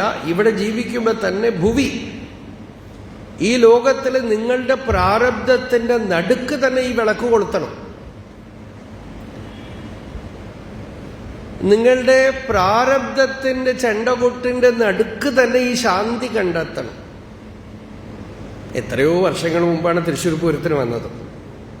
തോന്നുന്നു ഒരു 35-36 വർഷം മുമ്പാ തോന്നുന്നു. അപ്പോൾ പൂരത്തിന്റെ കോലാഹലം നടക്കുകയാണ് പുറത്ത്. ആ സമയത്ത് വടക്കുന്നാഥിൻ്റെ ഉള്ളിൽ പോകുമ്പോൾ 5-6 പേരേ ഉള്ളൂ. അന്ന് പോയ ദിവസം. അപ്പോൾ ഈ ബഹളത്തിൻ്റെ നടുക്ക് ഒരു കോവിലില് ഉള്ളില് ശാന്തമായ അന്തരീക്ഷം. ഇതുപോലെയാണ് ജ്ഞാനത്തിൻ്റെ സ്ഥിതി, ജീവൻ മുക്തന്റെ സ്ഥിതി, ധന്യന്റെ സ്ഥിതി. ഇതാണ് ഭാഗവതത്തില് ദത്താത്രേയനെ കണ്ടിട്ട് യദുമഹാരാജാവ് ചോദിക്കുന്നത്. ജനങ്ങളൊക്കെ കാട്ടുതീയിൽ പെട്ട മൃഗങ്ങളെ പോലെ ഓടി നടക്കുമ്പോൾ വെള്ളത്തിലിറങ്ങിയ ആനയെ പോലെ ഇരിക്കണമല്ലോ എന്നാണ്. ഇതാണ് ദൃഷ്ടാന്തം ചോദിക്കുന്നത്. വെള്ളത്തിലിറങ്ങി നിൽക്കുന്ന ആനയെ പോലെ. ജനേഷു ദഹ്യമാനേഷു കാമലോഭതവാഗ്നിനാം ന തപ്യസേ അഗ്നിനാ മുക്തഃ ഗംഗാംഭസ്ത ഇവ ദ്വിപഃ. ഗംഗാജലത്തിൽ ഇറങ്ങി നിൽക്കുന്ന ആന പോലെ നല്ല സുഖമായി, ശാന്തമായി, ഉള്ളിൽ നല്ല ശീതളമായി, നല്ല എന്താ പറയുക, തമിഴിലാണെങ്കിൽ അവർ പറയും ചില്ലന നിൽക്കണമെന്ന് പറയും. അതുപോലെ ഉള്ളിൽ നല്ല കുളിർമ. അങ്ങനെ അന്തശീതളത തദനന്ത തപഫലം. വാസിഷ്ഠത്തിൽ വരും. ഉള്ളിലുള്ള ശാന്തി, ശീതളത ഉണ്ടല്ലോ, തദനന്ത തപഫലം. ഒരു സ്ഥലത്ത് ഭാഗവതം വാസിഷ്ഠം പറയുന്നുണ്ട്, നല്ല ഐസ് ഉറഞ്ഞ പോലെ ഉള്ള തണുപ്പ് എന്നാണ് ഉള്ളിൽ. പദം ഇപ്പോൾ ഓർമ്മ വരണില്ല. ഹിമകര ശീതളഹ, മറന്നുപോയി ആ വാക്ക്. അപ്പോ തേ ധന്യാഹ ഭുവി പരമാർത്ഥ നിശ്ചിതേഹാഹ. ആ പരമാർത്ഥം നിശ്ചയിച്ചവര് മഹാധന്യന്മാരാണ്. ഈ തത്വജ്ഞാനം വരാത്ത ജനങ്ങൾ പാവം. ശേഷാഹ എന്ന് വെച്ചാൽ അതില്ലാത്തവര്, ഈ അറിവിനെ സ്വീകരിക്കാത്ത ആളുകളുണ്ടല്ലോ, ഭ്രമനിലയെ പരിഭ്രമന്തി. ഇത് പുതിയൊരു ഏർപ്പാടുണ്ടല്ലോ. മുമ്പൊക്കെ ഈ ജയിന്റ് വീലാണ്, ഇപ്പൊ എന്താ അതിന് പറയും, ഇങ്ങനെ പോയിട്ട് എന്താ റോളർ കോസ്റ്റർ. റോളർ കോസ്റ്റർ ഞാൻ കയറിയിട്ടില്ല അതിനകത്ത്. എനിക്ക് ഒരിക്കൽ ഈ ചക്രത്തിൽ കയറിയത് ഇനിയും ഓർമ്മ പോയിട്ടില്ല. അപ്പൊ അതുകൊണ്ട് ആ സാധനം, ഈ റോളർ കോസ്റ്റർ ഇപ്പൊ അപകടം പറ്റും തോന്നുന്നു. അത്രേ നമ്മുടെ വൈദ്യലിംഗ ശർമ്മ മാഷ് ഒരിക്കൽ പറഞ്ഞു, എവിടെയോ എവിടെ ലണ്ടനിലോ എവിടെയോ പോയിട്ട് കയറി ഇരിക്കുമ്പോഴൊക്കെ നല്ല സുഖമായിരുന്നു. അതിങ്ങനെ പോയിട്ട് അവസാനം എടുത്തിട്ടിട്ട് ഇങ്ങനെ ഒരു മറിച്ചപ്പോൾ ചുവട്ടിൽ കടലാണ്. ഇതുപോലെ ഇവിടുത്തെ ഈ പ്രശ്നങ്ങളൊക്കെ കണ്ടിട്ടേ നമ്മൾ തന്നെ പൈസ കൊടുത്ത് ടിക്കറ്റ് വാങ്ങിച്ച് അതിൽ കയറിയിരുന്നു അല്ലേ. മുമ്പ് ഈ വലിയ ചക്രം എക്സിബിഷനിൽ വരുമല്ലോ, അതെനിക്ക് ഓർമ്മയുള്ള കാര്യം തന്നെ. നമ്മുടെ കൂടെ വന്ന ആള് കയറിയിരുന്നു, പൈസയൊക്കെ കൊടുത്ത് കയറിയിരുന്ന അടുത്തിരിക്കുന്ന ആള് വളരെ ഉത്തമൻ, നല്ല സഖാവ്, പിടിച്ചോളൂട്ടോ കെട്ടിയിട്ടോളൂ ഒക്കെ പറഞ്ഞു കൊടുത്തു. എന്തിനാക്കെ ഇപ്പൊ ഇത്ര ഭയപ്പെടുന്ന? അല്ല, ഇന്നലെ ഒരാൾ വീണു.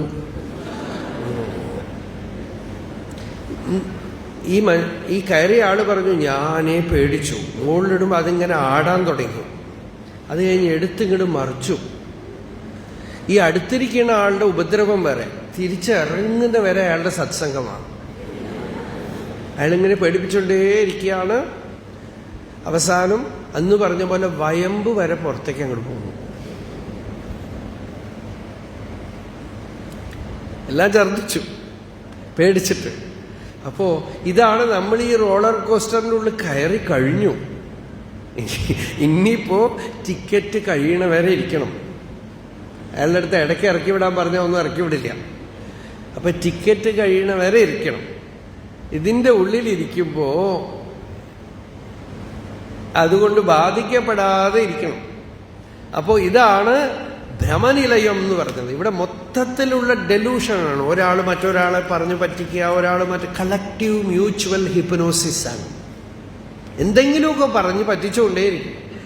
നമ്മൾ എന്തെങ്കിലുമൊക്കെ പറഞ്ഞ് പേടിപ്പിച്ചുകൊണ്ടിരിക്കും. BP ആണ്, ഷുഗറാണ്, അതാണ്, ഇതാണ്, ക്യാൻസറാണ്, ഹാർട്ട് അറ്റാക്കാണ്. ഈ ശരീരമാണെന്ന് നേരിട്ട് പറയില്ല. നിങ്ങൾ ശരീരമാണെന്നൊന്നും പറയില്ല, പക്ഷെ നിങ്ങൾ ശരീരമാണെന്ന് പറയും. നിങ്ങളെ ദേഹമാണെന്ന് പല വിധത്തിലും പറഞ്ഞ് അരക്കിട്ട് ഉറപ്പിച്ച് പേടിപ്പിച്ചുകൊണ്ടേയിരിക്കും. അതാണ് ഈ ലോകത്തിലുള്ള ജീവിതത്തിന്റെ സ്വഭാവം. എന്താണെന്ന് വെച്ചാൽ സർവത്ര ഭയമാണ്. ഭോഗേ രോഗഭയം, കുലേ ച്യുതിഭയം, വിത്തേ നൃപാലാത് ഭയം, മാനേ ദൈന്യഭയം, ബലേ രിപുഭയം, രൂപേ ജരായാ ഭയം, ശാസ്ത്രേ വാദിഭയം, ഗുണേ ഖലഭയം, കായേ കൃതാന്താത് ഭയം സർവം വസ്തു ഭയാന്വിതം ഭുവി നൃണാം വൈരാഗ്യമേവ അഭയം.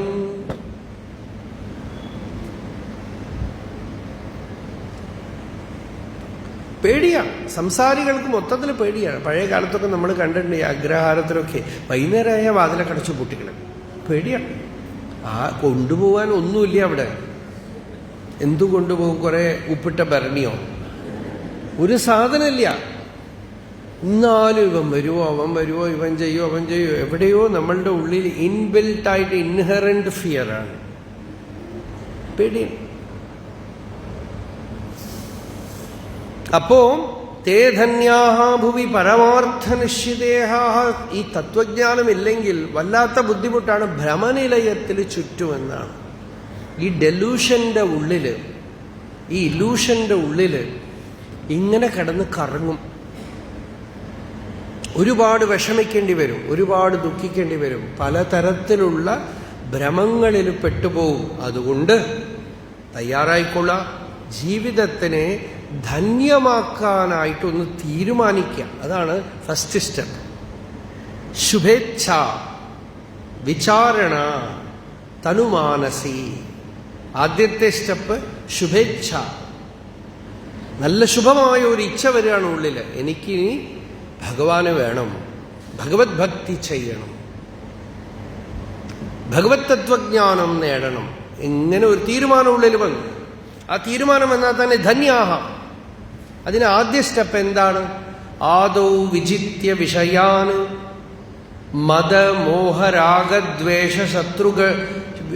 രാഗദ്വേഷാദിശത്രുഗണമാഹൃത യോഗരാജ്യാഃ ജ്ഞാത്വാമതം സമനുഭൂയ പരാത്മവിദ്യാ കാന്താ സുഖം വനഗൃഹേ വിചരന്തി ധന്യാഃ. ആദൗ ഫസ്റ്റ് സ്റ്റെപ്പ് എന്താണെന്ന് വെച്ചാൽ വിജിത്യ വിഷയാൻ.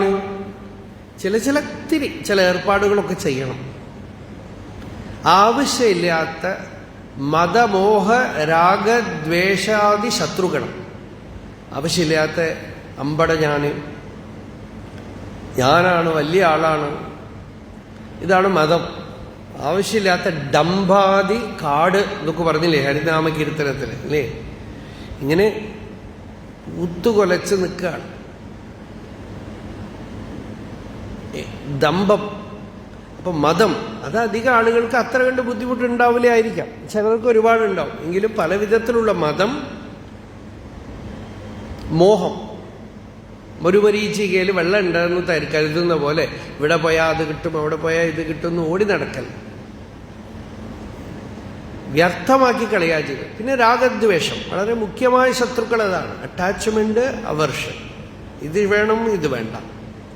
ഈ നിർബന്ധ ബുദ്ധി, ആവശ്യമില്ലാത്ത മനസ്സിലുള്ള കൂടുതലുള്ള ആഗ്രഹങ്ങൾ, കട്ടപിടിച്ച ആഗ്രഹങ്ങൾ, ആവശ്യമില്ലാത്ത ദ്വേഷം. ഇവിടെ ഇരുന്ന് നമ്മൾ ആരെയൊക്കെയോ ദ്വേഷിക്കുകയാണ്. അവർക്ക് നമ്മൾ ദ്വേഷിക്കുന്നതേ അറിയില്ല അല്ലേ? ഇവിടെ ഇരുന്ന് ട്രംപിനെ ചീത്ത പറയുക. പിന്നെന്താ ഇസ്രയേലില് നേതി ത്യാഹു, അങ്ങനെ ഒരാളുണ്ട്, നല്ല വേദാന്താണ്. അയാൾക്ക് അങ്ങനെയാണ് പേര് വെച്ചിരിക്കുന്നത്. ഞാൻ ഇങ്ങനെ ഇവരൊക്കെ നല്ല നല്ല പേര്, അങ്ങനെ പേര് ആദ്യം വായിൽ വന്നില്ല, പിന്നെ അങ്ങനെ ആക്കി നമ്മൾ. നേതി ത്യാഹു ഇതി. അപ്പൊ വേദാന്താണ്. അപ്പൊ ഇങ്ങനെ ആരൊക്കെയോ ഭാവന ചെയ്തിട്ട് നമ്മൾ ഇവിടെ ഇരുന്ന് ചീത്ത വിളിക്കുകയാണ്. മുസ്ലിമും ക്രിസ്ത്യാനിയും ഹിന്ദുവും അങ്ങോട്ടും ഇങ്ങോട്ടും ഒക്കെ പറഞ്ഞ് ആർക്കും നമ്മളിവിടെ കിടന്ന് നാട്ടിലുള്ള നായ കുരയ്ക്കണ പോലെ തന്നെയാണ്. അതേ പരിപാടിയാണ്. ഞങ്ങളുടെ അവിടെ ഉണ്ട്. രാത്രി ഞാൻ ഉറങ്ങാൻ തുടങ്ങിയവർക്കറിയാം. ഈ പാകിസ്ഥാൻ ഇന്ത്യ പ്രോബ്ലം എൻ്റെ റൂമിൻ്റെ നേരെ ചുവട്ടിലാണ്, തിരുവണ്ണാമലയിൽ. എന്തൊരു പ്രശ്നം അറിയോ അവർക്ക്. അങ്ങോട്ട് ഇങ്ങോട്ട് ലഹള കൂട്ടി, ശണ്ട കൂടി, നായ്ക്കളുടെ ഒരു കൂട്ടുണ്ട്.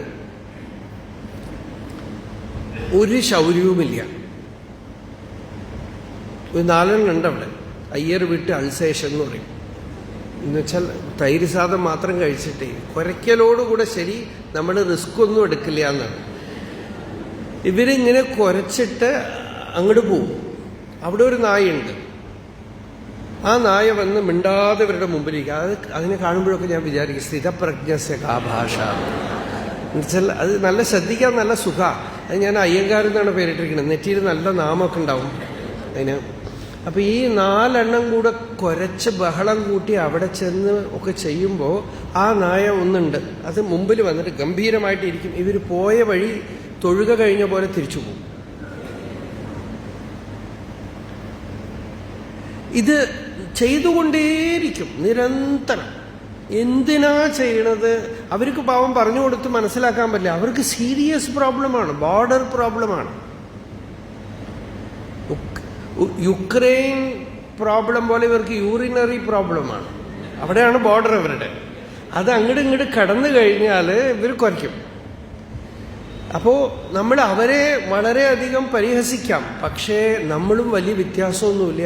ഒരു കാര്യമില്ലാതെ ഇങ്ങോട്ട് പോയി അങ്ങോട്ട് പോയി യുദ്ധം, ശണ്ട, ബഹളം, ഇതാണ് ലോകത്തിൽ നടക്കുക. കാലാകാലമായിട്ട് ബക്കറ്റ് വാർ എന്നൊക്കെ പറഞ്ഞ് നടന്നിട്ടുണ്ട്. പുറത്തൊരു നാട്ടിൽ ബോർഡറിൽ ഒരു കിണറുണ്ട്. ആ കിണറിൽ ഒരു കൂട്ടർ ബക്കറ്റ് ഇട്ടു, വേറൊരു കൂട്ടർ ആ ബക്കറ്റ് ഉപയോഗിച്ചതിന് വേണ്ടിയിട്ട് 100-200 വർഷം യുദ്ധം ചെയ്തിട്ടുണ്ട്. അതിനുവേണ്ടി യുദ്ധം തുടങ്ങിയതാണ്. പിന്നെ വരുന്ന പരമ്പരയിലുള്ളവർക്കൊക്കെ എന്തിനാ യുദ്ധം ചെയ്യണമെന്ന് അറിയില്ല. ഞങ്ങളുടെ അച്ഛന്മാർ ചെയ്തിട്ടുണ്ട്, മുത്തശ്ശൻ ചെയ്തിട്ടുണ്ട്, അങ്ങോട്ട് ഇങ്ങോട്ട് തല്ലുകൂടുക. ബക്കറ്റ് വാർ എന്നാണ് പേര്. ഇങ്ങനെ വളരെ ബാലിശമായ യുദ്ധങ്ങളൊക്കെ നടന്നിട്ടുണ്ട്. അപ്പോൾ ഈ രാഗദ്വേഷം അത് തൊട്ട് തുടങ്ങി നമ്മളുടെ കുടുംബത്തിൽ ചെറിയ ചെറിയ കാര്യങ്ങളിൽ, ചെറിയ ചെറിയ വസ്തുക്കൾ, വസ്തുക്കൾ മാറും, അത്രയേ ഉള്ളൂ. പച്ചക്കറി വാങ്ങിച്ച് മത്തനോ ഇളവനോ ഒക്കെ വാങ്ങിച്ചാൽ, കുമ്പളങ്ങ വാങ്ങിച്ചു, ഒരു മുറിച്ചതിലൊരു കഷ്ണം അധികമായി എന്നൊക്കെ പറഞ്ഞ് പഴയ കാലത്ത് ലഹള കൂട്ടും ഞാൻ കണ്ടിട്ടുണ്ട്. ഇപ്പം അതൊക്കെ പോയി വേറെ വിധത്തിലാണ്. ഇപ്പോൾ വേറെ വിധത്തിലുള്ള രാഗദ്വേഷങ്ങളാണ്. വലിയ വലിയ കാര്യങ്ങൾ പറഞ്ഞിട്ടൊക്കെ രാഗദ്വേഷം. സംസാരം എന്ന് പറഞ്ഞാൽ ഇതാണ്. ലൗകികം എന്ന് പറഞ്ഞ് വിട്ടുകൊടുക്കാനേ പറ്റില്ല നമ്മൾക്ക്. എൻ്റെ സാധനം, നിന്റെ സാധനം എന്നൊക്കെ പറഞ്ഞ് രാഗദ്വേഷം കൊണ്ട് മനസ്സിനൊരു സമാധാനമില്ല. ഇതൊക്കെ നമ്മൾ മരിച്ചു കൊണ്ടുപോകുമോ? ഒന്നും കൊണ്ടുപോകില്ല. ഇനിയിപ്പോൾ ഇത് എത്ര കിട്ടിയിട്ട് സമാധാനമാവില്ല. കോടി കോടി സ്വത്തുള്ളവർക്ക് അതിനേക്കാളും വലിയ കോടി, അതിനെക്കുറിച്ചാണ് ചിന്ത.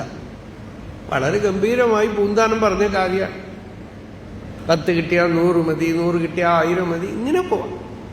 അപ്പോൾ രാഗദ്വേഷാദി ശത്രുഗണം ഇങ്ങനെ എത്ര കിട്ടിയാലും പോരാ. അതുപോലെ വെറുപ്പ്, ദ്വേഷം, മനസ്സിന് സമാധാനമേ ഇല്ല. പലർക്കും പലരോടും ഉള്ളിലിരുന്ന് ദ്വേഷം പൊന്തിയിട്ട് ഒരു സമാധാനമില്ല.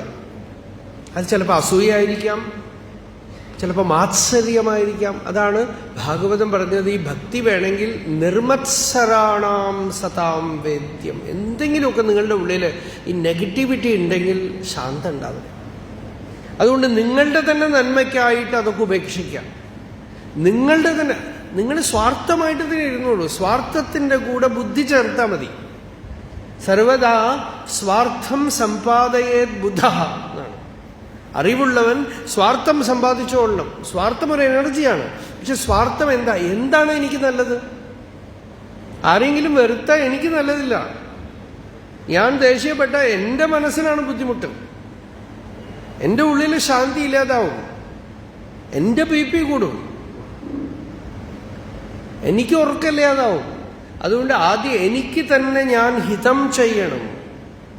എൻ്റെ അടുത്ത് തന്നെ ഞാൻ കരുണ കാണിക്കണം. ഇനി ആരോടും പൊരുതാനും യുദ്ധം ചെയ്യാനും ശണ്ട കൂടാനും ദ്വേഷിക്കാനും ഒന്നും എനിക്ക് വയ്യ എന്ന് തീരുമാനിച്ച് അതൊക്കെ അങ്ങോട്ട് വിട്ട് മനസ്സിനെ ഒന്ന് സമനിലയാക്കി ഇത്തിരി സത്സംഗത്തിൽ ഏത് ഉപായം കൊണ്ടാണോ മനസ്സ് സമാധാനമാവുക അതാണ് ഉപായം എന്നാണ്. ചിലർക്ക് ജപിച്ചാൽ മനസ്സ് സമാധാനമാവും, ചിലർക്ക് സദ്ഗ്രന്ഥങ്ങൾ വായിച്ചാൽ സമാധാനമാവും, ചിലർക്ക് എന്തെങ്കിലുമൊക്കെ പണിയെടുത്താൽ സമാധാനമാവും, ചിലർക്ക് അമ്പലത്തിൽ പോയി ഒരു പ്രദക്ഷിണം ചെയ്തിട്ട് വന്നാൽ സമാധാനമാവും, ചിലർക്ക് മഹാപുരുഷ ദർശനം കിട്ടിയാൽ സമാധാനമാവും. ഇങ്ങനെ എന്തെങ്കിലും എന്താണോ യയാ യയാ ഭവേത് പുംസഃ വ്യുത്പത്തിഃ പ്രത്യഗാത്മനി സാസൈവ പ്രക്രിയാജ്ഞേയ. ഏതേത് വഴിയിലാണോ ഒരാൾക്ക് ആത്മാവിൽ മനസ്സ് ചെല്ലണത് അത് തന്നെയാണ് അയാൾക്ക് പ്രക്രിയ. അതുകൊണ്ട് നിങ്ങളുടെ ബുദ്ധി കുറച്ച് ഉപയോഗിച്ചോളണം. എങ്ങനെയാണെങ്കിൽ നിങ്ങൾക്ക് സമാധാനമാവണം, എങ്ങനെയാണെങ്കിൽ നിങ്ങൾക്ക് ശാന്തിയാവണം, അങ്ങനെ ആ ഉപായത്തിൽ നിങ്ങൾ പ്രതിദിനം മനസ്സിനെ പരിഭാഗപ്പെടുത്തി കൊണ്ടുവന്ന് യോഗരാജ്യത്തിനെ പിടിച്ചെടുക്കണമെന്നാണ്.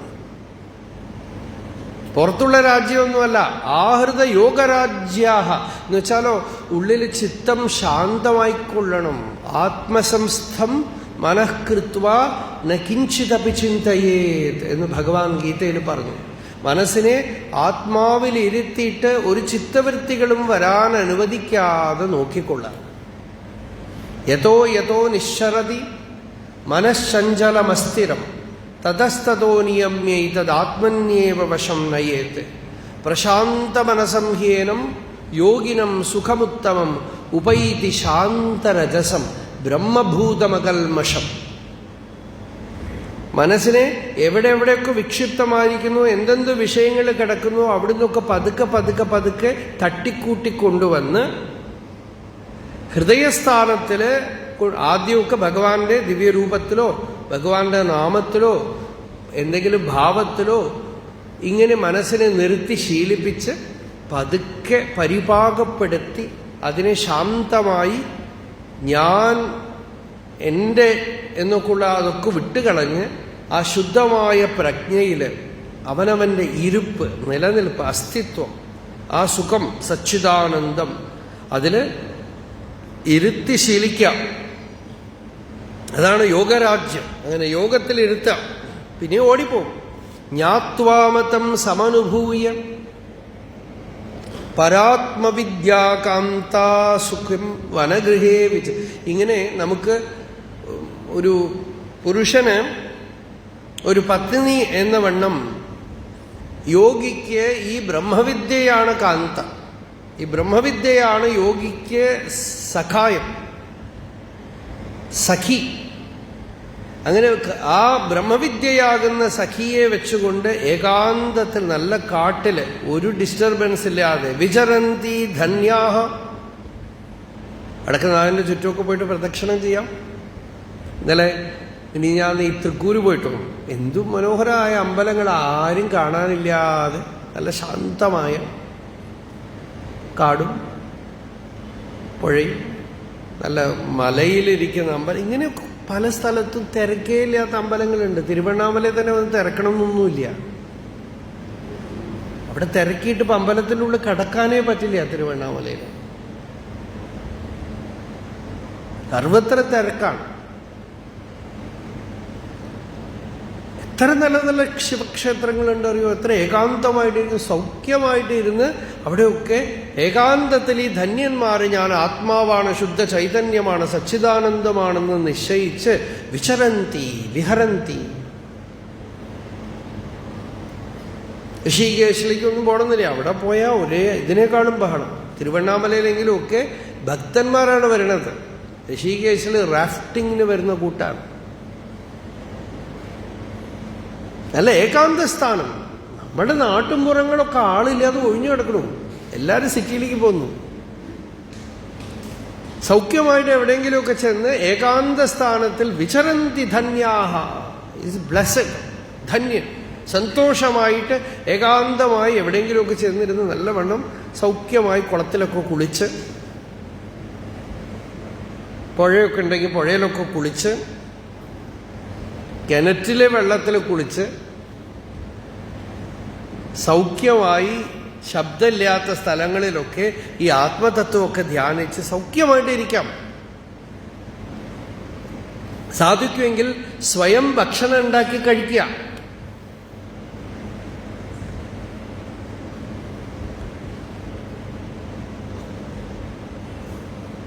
അതുപോലെ അധ്യാത്മ സാധനയ്ക്ക് അനുകൂലമായിട്ട് മറ്റൊന്നുമില്ല. സ്വയം ഭക്ഷണം ഉണ്ടാക്കി കഴിച്ചാൽ മനസ്സ് നല്ല ശാന്തമായിട്ടിരിക്കും. മറ്റുള്ളവര് ഉണ്ടാക്കി തരുമ്പോൾ എന്തൊക്കെ ഉണ്ടാവും അതിനകത്തെന്ന് അറിയില്ല. ഹോട്ടൽ ഭക്ഷണം ഇതൊക്കെ ബുദ്ധിമുട്ടാണ്. അപ്പൊ സ്വയം പാകവൃത്തി വളരെ നല്ലതാണ് അധ്യാത്മ സാധനയ്ക്ക്. സ്വയം എന്തെങ്കിലുമൊക്കെ അപ്പോൾ താനേ ഉണ്ടാക്കുമ്പോൾ വളരെ കുറച്ചേ ഉണ്ടാക്കുള്ളൂ. ഒരുപാട് സാമഗ്രികളൊന്നും ഉണ്ടാക്കില്ല. അപ്പം അധ്യാത്മസാധനയ്ക്ക് വളരെ അനുകൂലമാണത്. സന്യാസികൾക്ക് പൊതുവേ സ്വയം അഗ്നിയെ സ്പർശിക്കാനേ പാടില്ല. അതുകൊണ്ട് അവർക്ക് പാചകം ചെയ്യാൻ ഒക്കില്ല. അഗ്നിസ്പർശം യതിക്ക് നിഷിദ്ധമാണ്. അങ്ങനെയായിട്ട് പോലും പല സന്യാസികളും ഈ ഭിക്ഷയ്ക്ക് എന്ന് പറഞ്ഞു പോയി കഴിഞ്ഞാൽ മുഖ്യ സാധന ഭംഗമാകും എന്നുള്ളത് കൊണ്ട് സ്വയം പാകം ചെയ്യുന്നുണ്ട് ഉത്തരകാശിയിലുമൊക്കെ. എന്താണെന്ന് വെച്ചാൽ വേറെ വഴിയില്ല. ഈ ഭിക്ഷ കഴിച്ചു കഴിഞ്ഞാൽ ഭിക്ഷ തന്നെ പല ആളുകളും ഡൊണേഷനാണ്. അപ്പോൾ ഡൊണേഷൻ കൊണ്ടുള്ള ഭിക്ഷ കഴിക്കണ്ട എന്ന് പറഞ്ഞ് അവർ പാകം ചെയ്തൊക്കെ ചെയ്യുന്നവരുണ്ട്. അപ്പോൾ ഈ സ്വയംപാകവൃത്തി അധ്യാത്മസാധനയിൽ വളരെ നല്ലതാണ്, വളരെ അനുകൂലമാണ്, മനസ്സിന് ശാന്തി തരും, ശരീരത്തിന് ലാഘവം ഉണ്ടാവും. ലഘ്വാശി എന്നാണ് ഭഗവാൻ ഗീതയിൽ ഒരു ലക്ഷണം പറഞ്ഞിരിക്കുന്നത് സാധകന്. ലഘ്വാശി, ഈ ആഹാരം ഒരു കാര്യം നല്ലവണ്ണം ലഘുവാക്കുക എന്നുള്ളതൊന്ന് കണ്ടുപിടിക്കാൻ തന്നെ ഒരുപാട് വേണ്ടിയിരിക്കുന്നു. ആളുകൾ എന്തൊക്കെയോ പറയണു. ഇത് കഴിക്കൂ, മില്ലറ്റ് കഴിക്കൂ എന്ന് പറഞ്ഞു, പിന്നെ ഈ ഭക്ഷണം കഴിക്കൂ, സ്പ്രൗട്ട്സ് കഴിക്കോ, അല്ലെങ്കിൽ വെജിറ്റബിൾസ് മാത്രം കഴിക്കൂ. നിങ്ങൾ കണ്ടുപിടിക്കണം. എന്തൊക്കെയാണെങ്കിലും ദഹിക്കണം. നമ്മളുടെ യോഗശാസ്ത്രം എന്താണെന്ന് വെച്ചാൽ പ്രാണശക്തിയെ ബലമാക്കണം. എന്ത് കഴിച്ചാലും ജീർണിക്കുന്ന രീതിയിൽ പ്രാണശക്തി ഉണ്ടെങ്കിൽ വളരെ നല്ലത്. പ്രാണാഗ്നി നല്ലവണ്ണം ജ്വലിച്ചാൽ നമുക്ക് അനുകൂലം ഉണ്ടാവും. അതുകൊണ്ട് ആഹാരം, സാത്വികമായ ആഹാരം, ഏകാന്തവാസം നല്ല സൗഖ്യമായിട്ട് ശരീരത്തിനെ ലഘുവാക്കി ഭഗവത് ധ്യാനത്തിന് അനുകൂലമാക്കിക്കൊണ്ട് ചെയ്യാം. ഞങ്ങളൊക്കെ ഇപ്പം ഇങ്ങനെ പല സ്ഥലത്ത് യാത്ര ചെയ്യുന്ന ആളുകൾ, ഞങ്ങളുടെ കാര്യം കുറച്ച് കഷ്ടമാണ്. അത് നിങ്ങൾ നോക്കരുത്. റിട്ടയറായി തനിച്ചൊക്കെ ഇരിക്കുന്ന ആളുകൾക്ക് സൗഖ്യമായിട്ട് ഇതൊക്കെ പ്രാക്ടിക്കലാക്കാൻ പറ്റും. എന്തെങ്കിലുമൊക്കെ ലഘുവാഹാരം കഴിച്ച് ഭഗവൻ നാമജപവും ധ്യാനവും ഒക്കെ ആയിട്ട് ഇരിക്കാം. ത്യക്വാ ഗൃഹേ രതിം അധോഗതി ഹേതുഭൂതാം ആത്മേച്ഛയാ ഉപനിഷദർത്ഥരസം പിബന്തഃ വീതസ്പൃഹാഃ വിഷയഭോഗപദേ വിരക്താഃ ധന്യാഃ ചരന്തി വിജനേഷു വിരക്തസംഗാഃ. നല്ല മനോഹരമായ ചിത്രം. ത്യക്വാ ഗൃഹേ രതിം, വീട്ടില് അമിതമായ അറ്റാച്ച്മെന്റ്, അത് ഗൃഹസ്ഥനും നല്ലതല്ല, സന്യാസിക്ക് മാത്രമല്ല, ഗൃഹസ്ഥനും അതേ. ഗൃഹം അന്ധകൂപം എന്ന് പറഞ്ഞു ഭാഗവതം. പൊട്ടക്കിണറാണെന്നാണ്. അത് നമ്മൾ വിചാരിക്കണ പോലെ ഒന്നും ആവുമൊന്നുമില്ല. എത്ര ആളുകൾ അറിയോ മക്കളെക്കുറിച്ച് ചിന്തിച്ച് എൻ്റെ മകൻ പാവം, ചെറിയ കുട്ടി, അവന് വല്ലാത്ത ബുദ്ധിമുട്ട്. എത്ര വയസ്സായി? 60 വയസ്സ്.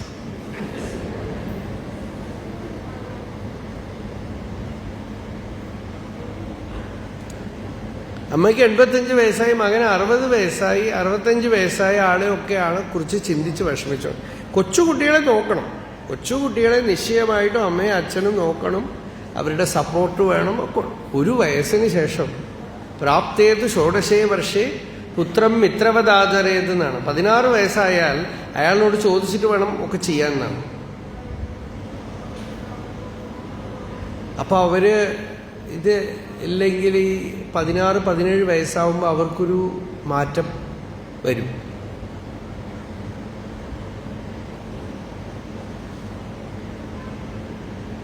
മാർഗേ നമ്മുടെ മാറിക്കടാ ഷട എന്ന് പറയുന്നത് അച്ഛനോടും അമ്മയോടും. അപ്പൊ അതുകൊണ്ട് ഇതിനൊന്നും പെട്ടുപോകരുത് എന്നാണ്.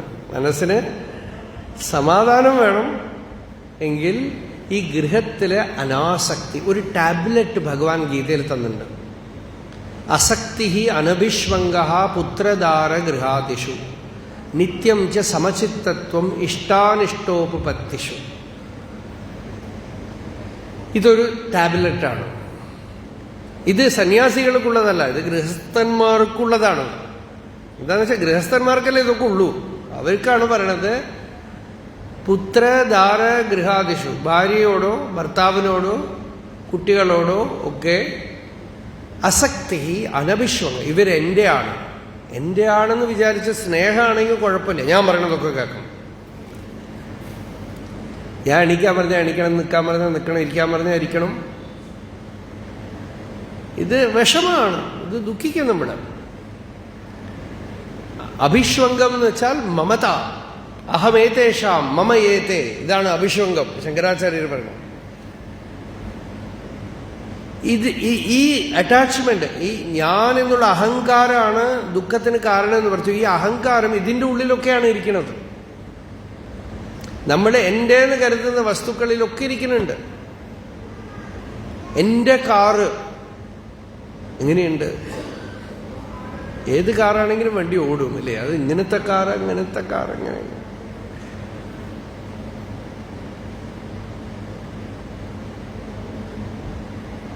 ഇവിടെ രാമചന്ദ്രൻജി പറയും, നല്ല കാറ് വാങ്ങിച്ച് പാവം ഒരുപാട് വർഷം നമ്മളെ ഓടിച്ചിട്ടുണ്ട്. അദ്ദേഹത്തിനൊരു സങ്കടം,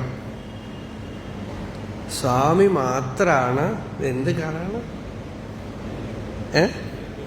BMW.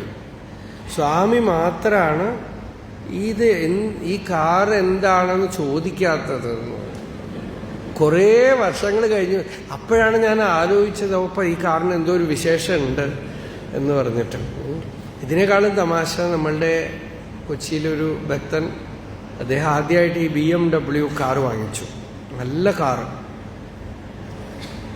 നല്ല ഭക്തനാണ്. പല അമ്പലങ്ങളിലേക്കും എല്ലാവരെയും കൂട്ടിക്കൊണ്ടുപോകും. അദ്ദേഹത്തിനോട് നമ്മളുടെ വിശ്വനാഥ മാമ നമ്മുടെ കൂടെ എല്ലാവർക്കും അറിയാം. അദ്ദേഹം സയന്റിസ്റ്റ് ആയിരുന്ന ആളാണ്. അദ്ദേഹം ഈ കാറിന്റെ പുറകിൽ ഇരുന്ന്, ഇദ്ദേഹം പാവം വളരെ സന്തോഷിച്ച് ഒരു BMW കാറ് വാങ്ങിച്ചു. നമ്മളെ കൂട്ടിക്കൊണ്ടുപോവാണ് ഫസ്റ്റ് ടൈം. അന്നത്തെ കാലത്ത് ഈ BMW കാർ വളരെ കുറവായിരുന്നു. അപ്പോ അതിന്റെ ഒരു സന്തോഷത്തിലാണ് കൂട്ടിക്കൊണ്ടു പോണത്. നമ്മുടെ വിശ്വനാഥ മാമ പുറകെ നിന്ന് ചോദിച്ചു, ഓ ഇതാണ് അല്ലേ ഈ PWD കാർ? അയാള് പറഞ്ഞു, മാമാ എന്ന് പറഞ്ഞു, ഞാൻ മെനക്കെട്ടത് വാങ്ങിച്ചിരിക്കണു, ഇതിനെ PWD ആക്കിയപ്പോ എന്ന് പറഞ്ഞപ്പോ അതിനോടുള്ള ഇപ്പൊ അദ്ദേഹം അവിടെ നിന്ന് കേട്ടിച്ചിരിക്കണുണ്ടാവും ഞാൻ പറഞ്ഞത്. അപ്പോ നോക്കൂ, അപ്പോൾ ഇതിലൊക്കെ നമുക്ക് നമ്മളുടെ നല്ല വിധത്തിലാണെങ്കിലും അതെ ഒരു ചെറിയൊരു അഭിമാനം ഉണ്ടല്ലോ. അതിനെന്തെങ്കിലും പറ്റിയാൽ നമുക്ക് വേദന വരും. അതിനെന്തെങ്കിലുമൊക്കെ പറ്റിയാൽ നമ്മൾ വേദന വരും. ഇതെന്റെ സാധനം, എന്റെ ഷർട്ട്, എന്റെ പാൻറ് മൊത്തം തുടങ്ങി ഭാര്യ, കുട്ടികളൊക്കെ പിന്നെ പറയേ വേണ്ട. മാക്സിമം അറ്റാച്ച്മെന്റ് അവിടെയാണല്ലോ. അപ്പോ അവിടെ എന്തെങ്കിലുമൊക്കെ പഴയ കാലത്ത് കഥകളുണ്ടല്ലോ. ഒരു മന്ത്രവാദി, ആ മന്ത്രവാദി ഒരുപാട് ദുഷ്ടൻ, അയാളെ കൊല്ലണമെങ്കിൽ അയാളുടെ ജീവൻ ഒരു കിളിയിലാണ്. ആ കിളി 7 കടൽ കടന്ന് 7 മലകൾ കടന്ന് ഒരു മരത്തിന്റെ മേലെ ഒരു കൂട്ടിന്റെ ഉള്ളിൽ 7 പാത്രത്തിന്റെ ഉള്ളിലിരിക്കുന്നു. ആ കിളിയെ പിടിച്ച് ഞെക്കിയാൽ ഇയാൾ ഇവിടെ മരിക്കും. ഇതേപോലെ ഈ കിളിയിലുള്ള ജീവൻ പോലെയാണ് നമ്മളുടെ അഭിമാനം. കാറില്, ചിലർക്ക് ചെരുപ്പില്. തിരുവണ്ണാമലയിലെ ഒരു ജാപ്പനീസ് ലേഡി, ഫോറിനേഴ്സിന്റെ സത്സംഗമായിരുന്നു. അവര് ജാപ്പനീസ് ആണെന്ന് തോന്നുന്നു. അവരുടെ ചെരുപ്പ് കാണാതായി. 3 ദിവസം ലഹള കൂടി അവസാനം ആരോ ഒരാൾ അവരുടെ ചെരുപ്പ് കൊടുത്തു. അങ്ങനെയാണ് തോന്നണപ്പോ. അവര് ഇതേപോലത്തെ ചെരുപ്പാണെന്ന് തോന്നുന്നു, അത് കൊടുത്തു. അപ്പോ ഒരു ചെരുപ്പ് വെച്ചുകൊണ്ട് അവർ ഈ സത്സംഗത്തിന്റെ ഇഫക്റ്റ് മുഴുവൻ അവരുടെ ഉള്ളിൽ പോയി. അപ്പൊ മമത വലിയ ദുഃഖത്തിന് കാരണമാണ്. വല്ലാത്ത വിഷമിക്കും നമ്മള്. അതൊക്കെ വെച്ചിട്ട് മെഡിറ്റേഷൻ ഒന്നും ഫലിക്കില്ല. മെഡിറ്റേഷനൊക്കെ എന്തിനാന്ന് വെച്ചാൽ ഈ ഗീതയിൽ പറയുന്ന ആശയങ്ങളൊക്കെ എടുത്ത് മനനം ചെയ്ത് നിസ്സംഗത കൈവരിക്കാനാണ്. അസംഗോഹം പുനഃ സച്ചിദാനന്ദരൂപോഹം അഹമേവാഹമവ്യയ എന്ന് പറയാൻ വേണ്ടിയിട്ടാണ്. സംഘമില്ല, ഈ ദുഃഖം നമ്മളിൽ വരാതിരിക്കണമല്ല, അതിനോട് മമത പാടില്ല. നമ്മുടെ വൈദ്യലിംഗ ശർമ്മ മാഷ് ഒന്ന് ഓർക്കാൻ വേണ്ടി പറയാണ്. രാമകൃഷ്ണ മഠത്തിൽ പണ്ട് പറഞ്ഞു, എനിക്ക് ഓർമ്മ വരുന്നു. നമ്മുടെ കുട്ടപ്പായി ട്രെയിനിൽ പോവാണ്. അദ്ദേഹത്തിന്റെ ക്യാരക്ടേഴ്സാണ് ഇവരൊക്കെ. അപ്പൊ കുട്ടപ്പായിയുടെ വലിയൊരു പെട്ടി അവിടെ ഇരിപ്പുണ്ട്. നടക്കുന്ന വഴിയിലാണ്. വരുന്നവര് പോകുന്നവരുടെ ഒക്കെ കാല് ആ പെട്ടിയിൽ തട്ടും. അവസാനം ഒരാൾ വന്നിട്ട് പറഞ്ഞു, അദ്ദേഹത്തിന് ആ ആൾക്ക് ഒരു പേരൊക്കെ ഉണ്ടാവും, ശങ്കുണ്ണി അമ്മാവനോ എന്തെങ്കിലുമൊക്കെ പേര് പറയും. ആ ആള് വന്നിട്ട് പറഞ്ഞു, ഈ പെട്ടി ഇവിടെ നിന്ന് മാറ്റണം എന്ന് പറഞ്ഞു അത്ര കുട്ടപ്പായിയുടെ അടുത്ത്. കുട്ടപ്പായി പറഞ്ഞു പറഞ്ഞു അത്ര. വഴിയിൽ നിന്ന് മാറ്റിയിട്ടില്ലെങ്കിൽ ഞാൻ എന്തെങ്കിലും ചെയ്തു. എന്താ വേണ്ട ചെയ്തോളൂ, എടുത്ത് പുറത്തിടും, ഇട്ടോളൂ. അയാൾ പെട്ടി വലിച്ചു കൊണ്ടുപോയി പുറത്തേക്ക് ഇടാൻ പോയി അത്രേ. അപ്പോഴും കുട്ടപ്പായിക്ക് അനക്കൊന്നുമില്ല. എന്തേ ഇങ്ങനെ ഇരിക്കണമെന്ന് വെച്ചാൽ എൻ്റെ അല്ലേ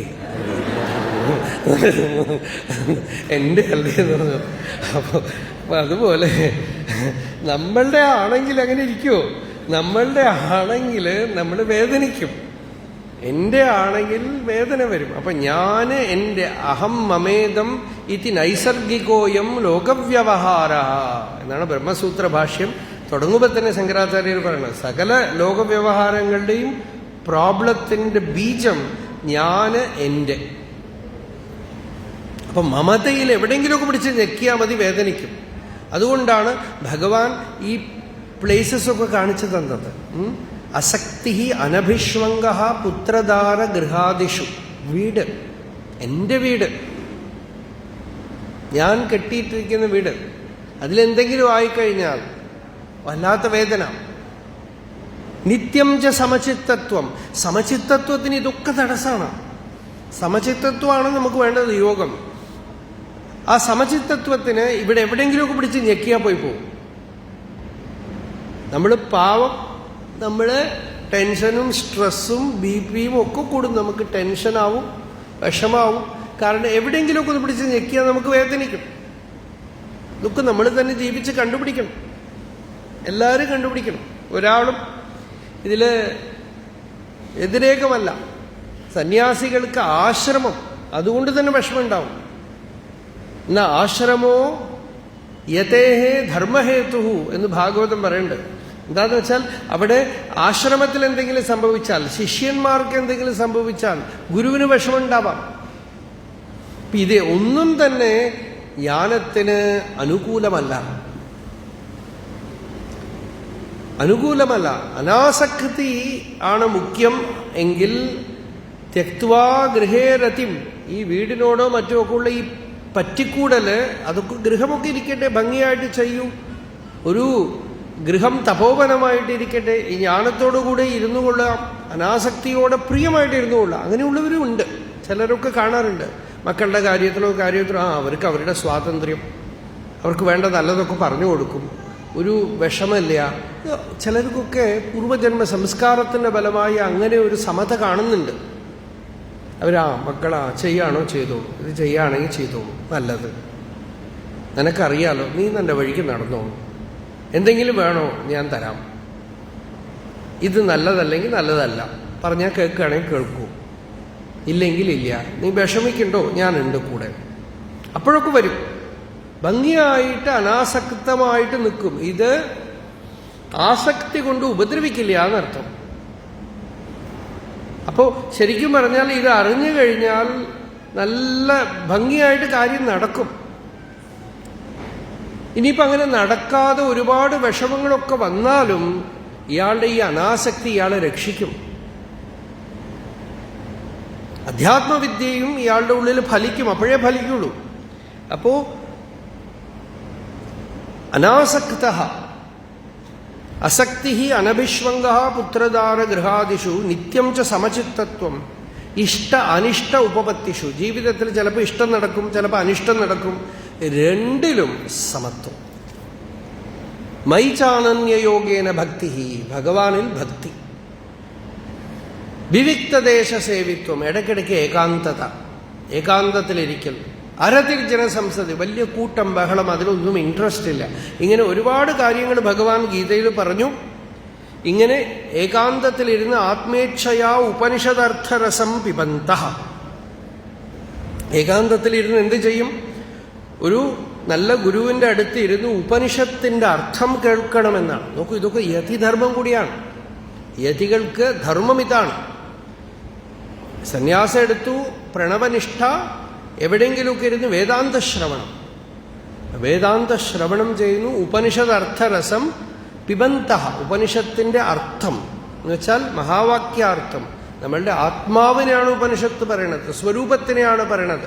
അതിങ്ങനെ ആനന്ദമായി പിബത ഭാഗവതം എന്ന് പറയുന്ന പോലെ പിബന്തഃ വീതസ്പൃഹാഹ, ഒന്നിനോട് സംഘമില്ല. വിഷയഭോഗപദേ വിരക്താഹ, വിഷയഭോഗ മാർഗത്തിൽ സഞ്ചരിക്കുന്നില്ല അവര്. വീതസ്പൃഹാഹ വിഷയഭോഗപദേ വിരക്താഹ ധന്യാഹ ചരന്തി വിജനേഷു. വിജനം എന്ന് വെച്ചാൽ ജനങ്ങളെ ഇല്ലാത്ത ഏകാന്ത സ്ഥാനത്തിൽ അവർ സഞ്ചരിക്കുന്നു. വിരക്തസംഗാഹ, ഒന്നിൽ ഏകാന്തം, അല്ലെങ്കിൽ പരമവൈരാഗികളായി യതികളുടെ സംഘം. ഇങ്ങനെയുള്ള രണ്ടു കൂട്ടർ മാത്രം. ഒന്നിൽ തനിച്ചിരിക്കും, അല്ലെങ്കിലോ ഏകാന്തികളായിട്ടുള്ള വിരക്തരായിട്ടുള്ള ജീവൻ മുക്തരായിട്ടുള്ള അല്ലെങ്കിൽ ഭക്തന്മാരായിട്ടുള്ള ഭാഗവതന്മാരായിട്ടുള്ളവരുടെ സംഘം. ദുസ്സംഗത്തിൽ പ്രവേശമില്ല എന്നർത്ഥം. ത്യക്വാ മമാഹമിതി ബന്ധകരേ പദേ ദ്വേ മാനാവമാന സദൃശാഹ സമദർശിനശ്ച കർത്താരമന്യം അവഗമ്യ തദർപ്പിതാനി കുർവന്തി കർമ്മ പരിപാകഫലാനി ധന്യാഹ.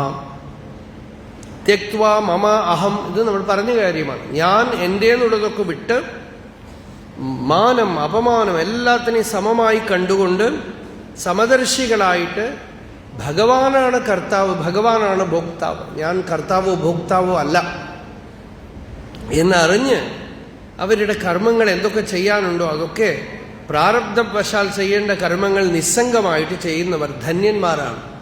ത്യക്വേഷണാത്രയം അവേക്ഷിത മോക്ഷമാർഗാഃ ഭൈക്ഷാമൃതേന പരികൽപ്പിത ദേഹയാത്രാഃ ജ്യോതിഃ പരാത്പരതരം പരമാത്മസംജ്ഞം ധന്യാ ദ്വിജാ രഹസി ഹൃദി അവലോകയന്തി. ഏഷണാത്രയം, ഏഷണാത്രയത്യാഗമാണ് സന്യാസം. ഏഷണ എന്ന് വെച്ചാൽ ഒട്ടിപ്പിടിക്കുന്ന സാധനങ്ങൾ എന്ന അർത്ഥം. വിത്തേഷണ, പുത്രേഷണ, ലോകേഷണ എന്ന് പറയും. ഇത്ര പണം വേണം, പണത്തിനോടുള്ള ആസക്തി, സെക്യൂരിറ്റി, ഇതൊക്കെ നമുക്ക് തോന്നുന്നതാണ് ഏഷണയാണ്, മനസ്സിന് ബന്ധമാണ്. അതേപോലെ ലോകം, ലോകം നമ്മളെക്കുറിച്ച് എന്തു പറയണു, എന്തൊക്കെ അഭിപ്രായമുണ്ട്, അതിലുള്ള മനസ്സ്, അതിങ്ങനെ പോക്ക്. ലോകേഷണ, ദാരേഷണ അഥവാ പുത്രേഷണ, എൻ്റെ മകൻ, എൻ്റെ കുടുംബം, അതിൻ്റെ കാര്യങ്ങൾ, ഇതൊക്കെ നോക്കൂ. ഗൃഹസ്ഥനാണെങ്കിലും ലൗകികനാണെങ്കിലും എല്ലാവർക്കും ഇതൊക്കെ കുറച്ച് കുറച്ച് ആവശ്യമാണ്. ഈ അറിവ് ഇതൊക്കെ നമ്മളെ അധോഗതിയിലേക്ക് കൊണ്ടുപോകും. ലോകത്തിൽ നല്ല വിധത്തിൽ ജീവിക്കണം.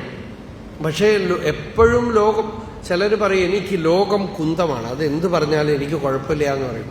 എന്നുവെച്ചാൽ തോന്നിയ പോലെ നടക്കും. അതല്ല അത് ഉദ്ദേശം. ലോകേഷണ എന്ന് വെച്ചാൽ ലോകത്തിൽ എപ്പോഴും എല്ലാവരും എന്നെക്കുറിച്ച് നല്ലത് പറയണം, ഒരിക്കലും എന്നെക്കുറിച്ച് ദുഷിക്കരുത്, അങ്ങനെയുള്ള പേര് സമ്പാദിക്കണമെന്ന് വിചാരിച്ചാൽ അനർത്ഥമാണ്, പിന്നെ മഹാബുദ്ധിമുട്ടാണ്. ഇത് മഹാൻ ക്ലേശകരഹ എന്നാണ് വിദ്യാരണ്യ സ്വാമി ജീവൻമുക്തി വിവേകത്തിൽ പറയുന്നത്. വലിയ ക്ലേശത്തിന് ഉണ്ടാക്കും ഈ ഒരു സ്വഭാവം, ഈ ഒരു പ്രകൃതി. അതിന് ഉദാഹരണം പറയണത് രാമനെയും ധർമ്മപുത്രരെയൊക്കെയാണ്. സീതയുടെ കാര്യത്തിലും യുധിഷ്ഠിരൻ നോക്കൂ, ഈ ചൂതുകളി ചെന്ന് പെട്ടതൊക്കെ ലോകേഷണയാണ്. അതുപോലെ വിത്തേഷണ, പണത്തിന് വേണ്ടി ആളുകൾ അതിൽ വല്ലാത്ത ആസക്തിയോടുകൂടി, അറ്റാച്ച്മെന്റോടുകൂടി, എന്നുവെച്ചാൽ പണം വേണ്ടേ, ജീവിക്കാൻ വേണ്ടേ, വേണം. ജീവനത്തിനാണ് ധനം. എത്ര കണ്ട് യാവതർത്ഥം യാവത് ബ്രിയേത് ജഠരം താവത് സ്വത്വം ഹി ദേഹിനാം. അവനവന് ജീവിക്കാൻ വേണ്ട ധനമൊക്കെ വേണം.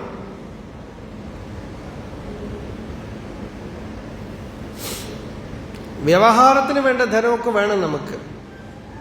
എത്ര കണ്ട് വ്യവഹരിക്കാൻ വേണോ അതിനുള്ള ധനം എല്ലാവർക്കും ആവശ്യമാണ്. പക്ഷേ അതൊരു സ്വാതന്ത്ര്യം അതിലുമുണ്ട്.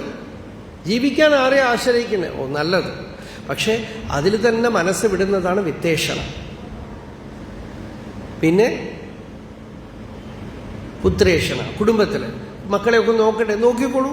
പക്ഷെ അവരെ വിചാരിച്ച് ആ കുരുവിയുടെ കൂടെ വലയിൽപ്പെട്ട കുരുവികളെ പോലെ ചിന്തിച്ച് ബന്ധപ്പെട്ട് കളയരുത്, ഈശ്വരനെ മറന്നു കളയരുത്, അതിൻ്റെ പേര് പറഞ്ഞ് അധ്യാത്മജീവിതമൊക്കെ വിട്ടുകളയരുത്, നിങ്ങളുടെ ഗതി മറന്നു പോകരുത്. അപ്പോ തെക്വീഷണാത്രയം അപേക്ഷിത മോക്ഷമാർഗാഹ, മോക്ഷമാർഗത്തിനെ മറന്നു കളയുന്ന അളവിന് ഈ അറ്റാച്ച്മെന്റ് വളരരുത്. ഇതൊക്കെ വേണം, പക്ഷെ നിങ്ങൾ തന്നെ കരകയറ്റിക്കൊള്ളണം. നിങ്ങൾക്കുള്ള ഉത്തമഗതി നിങ്ങൾ തന്നെ നോക്കിക്കൊള്ളണം. You have to protect your self.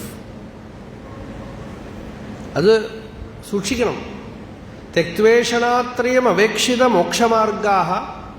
എങ്ങനെ ജീവിക്കും? ഭൈക്ഷാമൃതേന പരികൽപ്പിത ദേഹയാത്രാഹ. യതിക്ക് ഭിക്ഷയാണ്.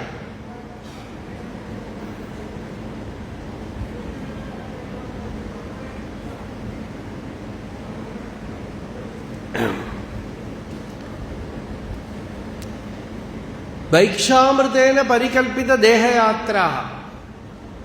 ഭിക്ഷ കൊണ്ടാണ് ദേഹയാത്ര, ശരീരയാത്ര ജീവിക്കുന്നത്. യതി. മറ്റേത് നമ്മൾ പറഞ്ഞല്ലോ, സ്വയം പാകം. എന്തെങ്കിലുമൊക്കെ സ്വയമേവ ഉണ്ടാക്കി അതുകൊണ്ട് കഴിച്ചാൽ ഇതിനേക്കാളും ചിലപ്പോൾ ഗുണമുണ്ടാവും. ഇപ്പൊ ഭിക്ഷ എന്നുള്ളത് ഭിക്ഷാവൃത്തി ഇല്ലാന്ന് തന്നെ പറയാം. വളരെ കുറച്ച് പേര് ഭിക്ഷ എടുക്കണവരുണ്ടാവും.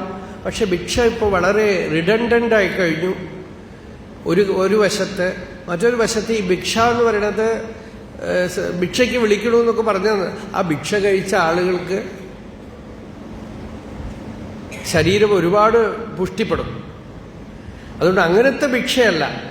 അപ്പൊ ഭിക്ഷ എന്ന് വെച്ചാൽ പഴയ കാലത്തൊക്കെ സദാചാര സമ്പന്നരായുള്ള ആളുകൾ ഇരിക്കുന്ന സ്ഥലത്ത് സാത്വികമായ അന്നം 3 വീട്ടിലോ 4 വീട്ടിലോ കുറച്ച് കുറച്ചായിട്ട്, അന്നൊന്നും ധനവും ഇല്ലല്ലോ ആളുകളിലുള്ള. അപ്പൊ അതിന് അർത്ഥം ഉണ്ടായിരുന്നു. ഇപ്പൊ നോക്കൂ, അന്നം മിതം സാത്വികം ആയ അന്നം കഴിക്കുന്നത് തന്നെ ഭിക്ഷയാണ്.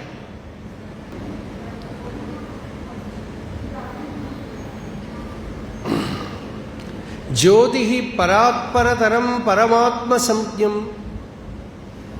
ധന്യാഃ ദ്വിജാ രഹസി ഹൃദി അവലോകയന്തി. പരമാത്മാവ് എന്ന പേരോടുകൂടി ആ ജ്യോതിയെ ഈ യോഗികള് ഹൃദയത്തിൽ അവലോകയന്തി, ഹൃദയത്തില് ദർശിക്കുന്നു. രഹസി എന്ന് വെച്ചാൽ ആരുടെയും ഡിസ്റ്റർബൻസ് ഇല്ലാതെ വിവിക്ത സ്ഥാനത്തിരുന്നു. അതെന്താണ്? നാസന്ന സന്ന സദസന്ന മഹന്ന ചാണു ന സ്ത്രീ പുമാന്ന ച നപുംസകമേക ബീജം യൈർ ബ്രഹ്മ തത് സമുപവാസിതം ഏകചിത്തൈഃ ധന്യാ വിരേജുഃ ഇതരേ ഭവപാശബദ്ധാഃ. സത്ത് അസത്ത്, ഉള്ളത് ഇല്ലാത്തത്, ജഡം ചേതന, ഈ ഭേദമൊക്കെ മനഃകൽപ്പിതമാണ്. പുരുഷൻ സ്ത്രീ ഇത്തരത്തിലുള്ള ഭേദമൊന്നുമില്ലാത്ത ശുദ്ധ ചൈതന്യം, അതിനെ, ആ ജ്യോതിയെ ധന്യന്മാർ ഏകാന്തത്തിൽ ഹൃദയത്തിൽ അവലോകനം ചെയ്യുന്നു. ബാക്കിയുള്ളവരൊക്കെ ഈ സംസാരത്തിൽ പെട്ടവരാണെന്ന്. അജ്ഞാനപങ്ക പരിമഗ്നം അപേതസാരം ദുഃഖാലയം മരണജന്മചരാവസക്തം സംസാരബന്ധനമനിത്യമവേക്ഷധന്യാഃ ജ്ഞാനാസിന തദവശീല്യ വിനിശ്ചയന്തി. അജ്ഞാനപങ്കം, അജ്ഞാനമാകുന്ന ചളിയിൽ പെട്ടുകിടക്കാണ്. പരിമഗ്നം. അപേതസാരം, ഒരു സാരവും ഇല്ല. ദുഃഖാലയം, ദുഃഖം ഇവിടെ ധാരാളമുണ്ട്. മരണജന്മജരാവസക്തം, ജനനം മരണം മുതലായിട്ടുള്ള പല ദുഃഖങ്ങളില്. സംസാരബന്ധം, ഇത് അനിത്യമാണെന്ന് കണ്ട് ധന്യന്മാര് ജ്ഞാനമാകുന്ന വാളുകൊണ്ട് അതിനോടുള്ള കൽപ്പിതമായ സംബന്ധത്തിനെ മുറിച്ചു കളഞ്ഞ് സ്വതന്ത്രരാവുന്നു.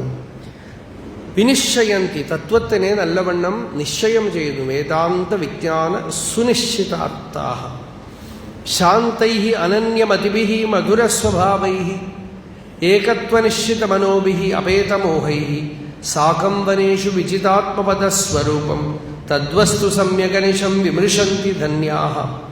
ആ സത്യത്തിനെ ഏകാന്തത്തിൽ വിമർശന്തി, വിചാരം ചെയ്യുന്നു.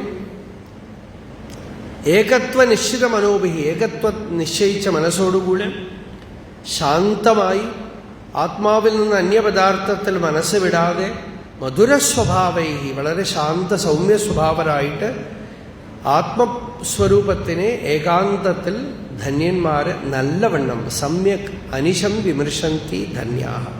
ഇങ്ങനെ 8 ശ്ലോകം. ആദ്യത്തെ 2-3 ശ്ലോകം നമ്മൾ വിസ്താരം നോക്കി, ബാക്കിയുള്ളത് കുറച്ച് ഓടിച്ചു നോക്കി. എങ്കിലും സാരമായ കാര്യം ഇതാണ്. ഈ അധ്യാത്മ ജീവിതം നയിക്കുന്നവര് ധന്യരാണ്. അവർക്ക് ശാന്തി ഉണ്ടാവും, ആനന്ദമുണ്ടാവും. അത് ഭക്തിമാർഗമാവട്ടെ, ജ്ഞാനമാർഗമാവട്ടെ, യോഗമാർഗമാവട്ടെ, ഏതെങ്കിലും വഴിക്ക് ഭഗവാൻ ആരാധ്യനാണ്. ഭഗവതാരാധനാലക്ഷണമായ ധർമ്മത്തിനെ, ആത്മജ്ഞാന ലക്ഷണമായ ധർമ്മത്തിനെയാണ് ഇവിടെ പറയണത്. ഇത് നമുക്ക് ജീവിതത്തിൽ സാഫല്യം നൽകട്ടെ, ശാന്തി നൽകട്ടെ, ആനന്ദം നൽകട്ടെ. ഈ തെക്കേ മഠത്തിൽ ആദ്യമായിട്ടല്ല വരുന്നത്, പല പ്രാവശ്യം വന്നിട്ടുണ്ട്, സ്വാമികളെയും കണ്ടിട്ടുണ്ട്. ഈ ഒരു സത്സംഗത്തിന് ഇവിടെ വന്നു. ശങ്കരാചാര്യരുടെ പരമ്പരയിലുള്ള ഈ ദിവ്യമായ ഈ സന്നിവേശത്തിൽ കുറച്ചു നേരം നമ്മൾ കൂടിയിരുന്ന് ഭഗവത് സ്മരണ ചെയ്തു. നമ്മുടെ ജീവിതം ധന്യമാവട്ടെ. ഹര നമഃ പാർവതീപതയേ, ഹര ഹര മഹാദേവ.